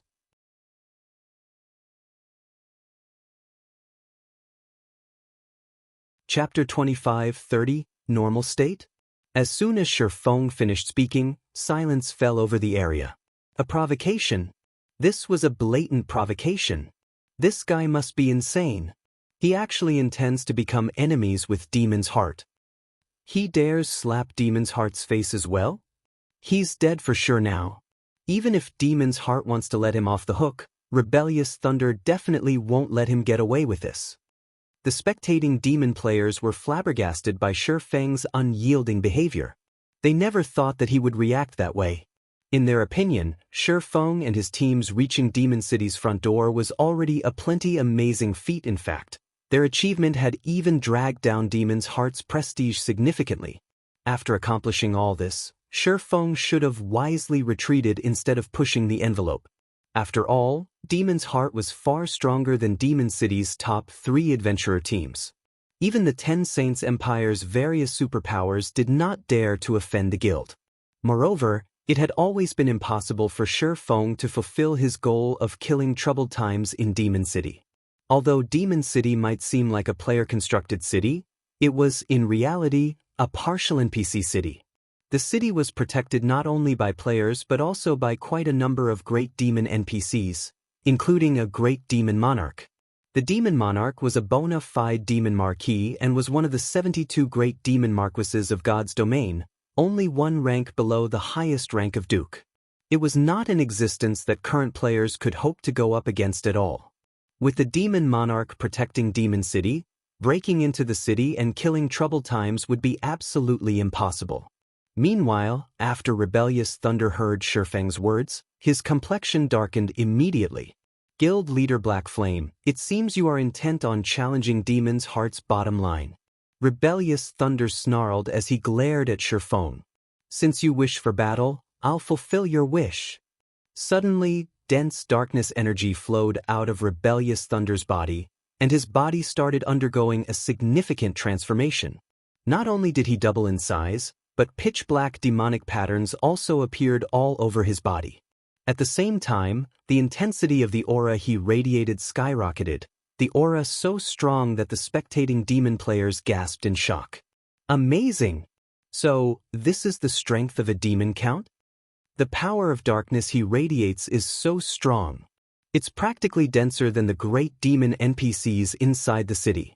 Just how powerful will his demon skills become with such a strong power of darkness? Black Flame is doomed now. The spectating demon players exclaimed in shock at Rebellious Thunder's transformation.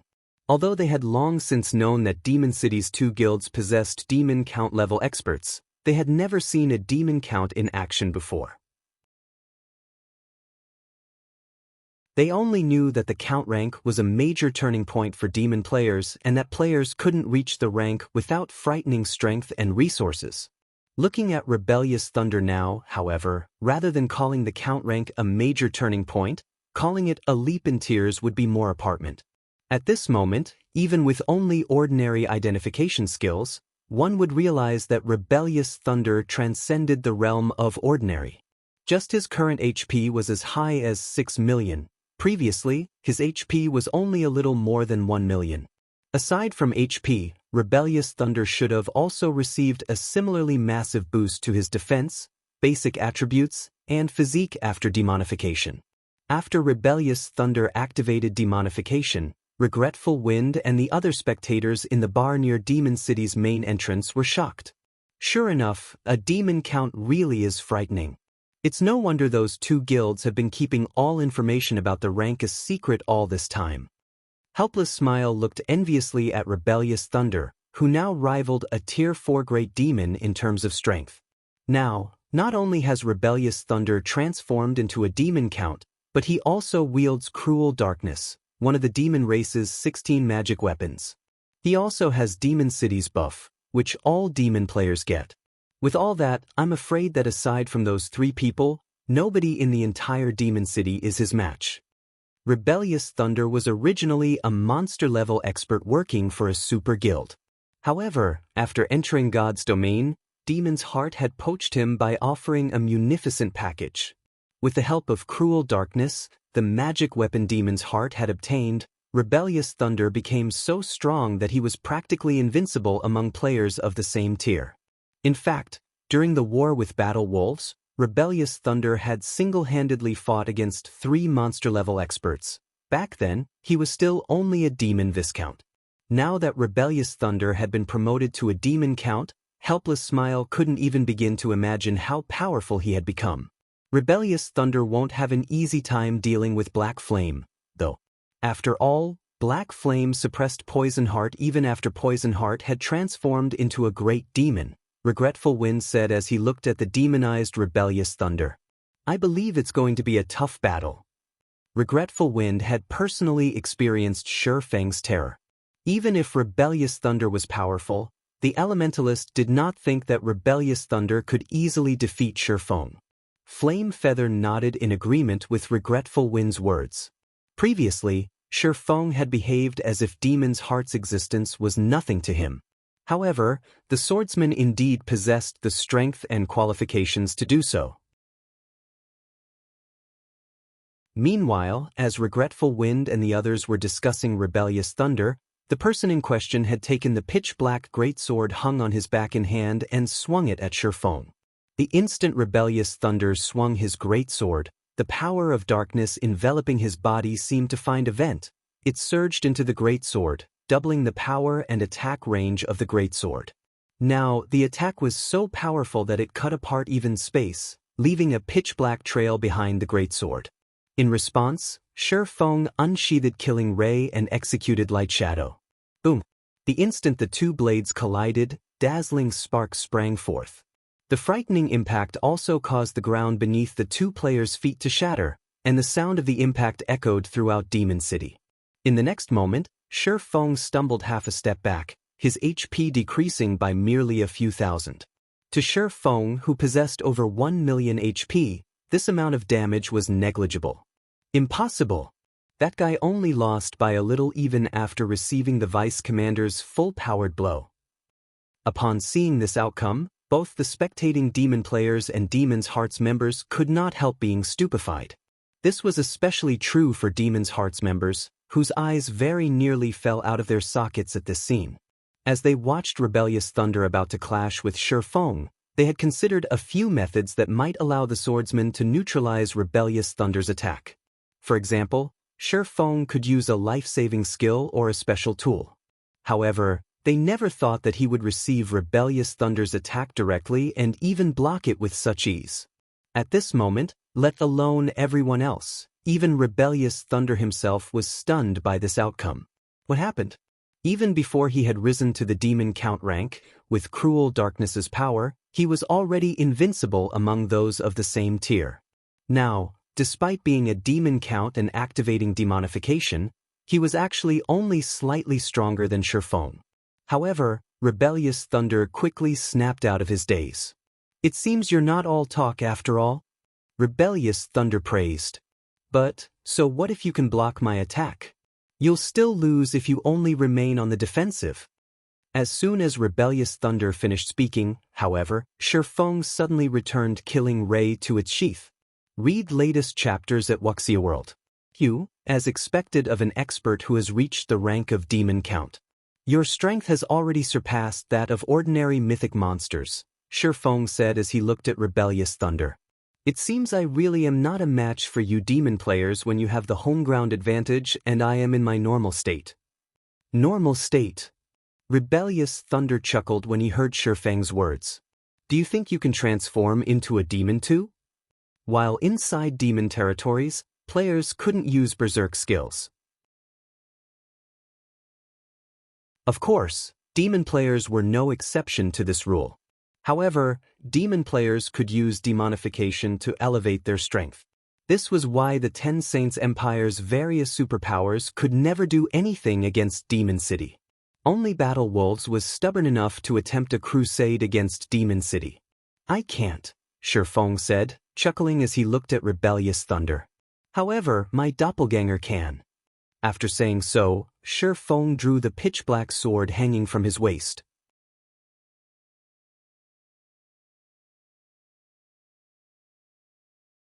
Chapter 25-31, Black Dragon. The abyssal blade Feng wielded looked like a gemstone of darkness. Adorned with glowing, crimson patterns, the sword gave off a bewitching feeling. The instant Feng unsheathed the abyssal blade, a doppelganger appeared beside him. In terms of aura and appearance, the doppelganger was utterly identical to him. His trump card is a doppelganger? And here I thought he had something amazing saved up. He's not thinking that he can defeat Vice Commander Thunder just by relying on a doppelganger, which would have weaker basic attributes than himself, right? Upon seeing Feng's doppelganger, Demon's Heart's members burst into laughter. In God's domain, doppelganger skills were indeed excellent life-saving measures. They were also extremely rare skills that could drastically increase the combat power of players. However, doppelganger skills were generally useful only against monsters and ordinary experts. Against experts of Rebellious Thunder's caliber, using doppelgangers was utterly meaningless. Not to mention, Rebellious Thunder had Cruel Darkness to further amplify his strength. The magic weapon grew through absorbing the power of darkness its user radiated. In return, the weapon not only provided its user with a significant boost in strength but also extended its user's attack range drastically. When Rebellious Thunder wielded it, he could achieve an attack range of roughly 20 yards, which basically transformed him into a ranged player. With such an attack range combined with Rebellious Thunder's strength and techniques, it wouldn't matter if he went up against 1 or even 5 melee players. There wouldn't be much difference, as he wouldn't give his opponents an opportunity to get close to him. Meanwhile, if a melee player couldn't approach Rebellious Thunder, they naturally couldn't attack him either. This was the reason why Rebellious Thunder was able to fight 3 of Battle Wolves' domain realm experts simultaneously without being put at a disadvantage. Since Feng had summoned only 1 doppelganger, this increase in numbers wouldn't affect Rebellious Thunder's performance in battle at all. "Although I don't know what you're trying to pull here, you should just use whatever cards you have," Rebellious Thunder advised. Even after seeing Feng summoning a doppelganger, he did not hurry to attack Feng. Instead, he simply casually observed the swordsman before him. "I'll teach you how foolish it is for you to make an enemy out of Demon's Heart." After Rebellious Thunder said this, the power of darkness that his body radiated intensified once more. This time, It even produced a faint layer of dark fog around his body. At the same time, the magic weapon he wielded seemingly received an upgrade. Now, pale blue flames flickered around Cruel Darkness's blade. However, these flames did not increase the ambient temperature but decrease it. The temperature fell so low that the nearby plants even started freezing. He can still grow stronger? Amazing! This is truly amazing. It's no wonder even the top 3 adventurer teams do not dare defy Demon's Heart. Just Rebellious Thunder alone is more than enough to make the top 3 adventurer teams suffer. Upon seeing Rebellious Thunder's strength improving further, the demon players spectating from the city walls gained newfound recognition of Demon's Heart. Many experts even started entertaining thoughts of joining the guild. Originally, they had become dark players to avoid the restrictions of guilds. However, the strength Rebellious Thunder displayed was simply too amazing. Now, they felt that they wouldn't mind losing some of their freedom if it meant that they could become as strong as Rebellious Thunder. At this moment, let alone the demon players spectating from the city walls, even Regretful Wind and the others, who were watching inside one of the city's bars, were floored by Rebellious Thunder's sudden power-up. He still wasn't at his peak state before? As Regretful Wind goggled at Rebellious Thunder's fog-shrouded body, he had trouble keeping his mouth closed. Compared to ordinary demon players, Regretful Wind, who had already reached the Demon Viscount rank, had a much clearer idea just how frightening the power of darkness Rebellious Thunder radiated was. It was no exaggeration to say that, even if he raised the density of his own power of darkness by 3 or 4 times, he would still fall short of Rebellious Thunder's standard. Since the origin of demon player carrot strength was the power of darkness, having denser power of darkness would improve not only one's concentration recovery but also the power of their skills and spells by a large margin. The power of darkness affected players similar to how mana did, but with much more prominent effects. To think that a demon count can grow that strong. Black Flame really is doomed this time. I'm afraid he won't last more than a few moves against Rebellious Thunder, Flame Feather muttered in shock. She was clearly a 3-star Viscount, only 1 step away from becoming a Count. However, it never occurred to her that there would be such a huge gap in strength between a 3-star Viscount and an actual Count. At this moment, let alone within Demon City's sphere of influence, even outside of demon territories, Rebellious Thunder could still operate without fear. Meanwhile, outside Demon City, when Blue Frost and the other Zero Wing members from Shelter 1, who had followed Feng to Demon City, saw Rebellious Thunder's transformation, grim expressions appeared on their faces. Blue, how about advising the guild leader to stop? We've already gone this far.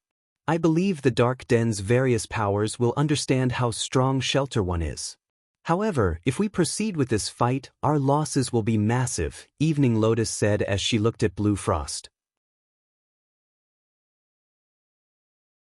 After seeing how easily their team reached Demon City, she had indeed gained newfound recognition of their guild. She never thought that Zero Wing would be this strong. However, their current opponent was no longer in existence they could deal with. Even though they had over 300 Tier 3 experts on their side, she wasn't optimistic about their chances of defeating Rebellious Thunder. After all, they were standing in the home ground of demon players. Moreover, Rebellious Thunder had the protection of Demon City. Indeed. At this rate, rather than making a statement, we'll end up becoming a laughingstock in the Dark Den instead, Blue Frost said, nodding. He too felt that they had done enough. Blue Frost immediately headed for Feng to persuade him to end this battle of attrition. However, he had just taken 2 steps forward when Feng suddenly raised the abyssal blade horizontal of himself and started incanting. The deafening roar of a dragon entered everyone's ears and shook the entire Demon City. This dragon roar made everyone present shudder involuntarily, and they reflexively turned to look at the origin of this roar. To everyone's surprise, this roar actually came from the doppelganger Feng summoned. At this moment, however, the doppelganger had started disintegrating into a cloud of black fog, which continuously expanded, growing by several hundred times in size in no time at all. A short moment later, a pair of gigantic, golden eyes appeared inside the black fog, the piercing gaze of the golden eyes sending shivers down everyone's spine. What's going on? The doppelganger can actually transform? The doppelganger's aura is so strong. The spectating players promptly started discussing among themselves when they saw the transformation Shifang's doppelganger underwent, curiosity and confusion filling their minds. "It seems you weren't spouting nonsense before," Rebellious Thunder said. As he gazed at the dense cloud of fog before him, fighting spirit welled up within him. However, no sooner had Rebellious Thunder finished speaking than a gigantic claw emerged from the cloud of fog. This claw was the size of a 2-story house and densely covered in pitch-black scales. When the claw landed, it instantly shattered the ground. At the same time, everyone in the vicinity also felt the ground beneath them quaking. Before everyone could snap out of their daze, a 30-meter-tall black dragon appeared before their eyes. Read latest chapters at Wuxia World. Ooh, a dragon? Everyone's breath momentarily stifled as they gazed at the incarnation of death and destruction before them, unable to wrap their head around this situation. How is this possible? Why would a dragon appear here? That is fake. That must be fake. You're tuning in to the Passion Pages YouTube channel. We're so grateful for your support, and don't forget to subscribe to join us on this incredible journey through captivating stories. Your generosity through donations truly makes a world of difference, as it's the primary source of revenue that allows me to expand and enhance this channel for you. Thank you from the bottom of my heart for being a part of this adventure.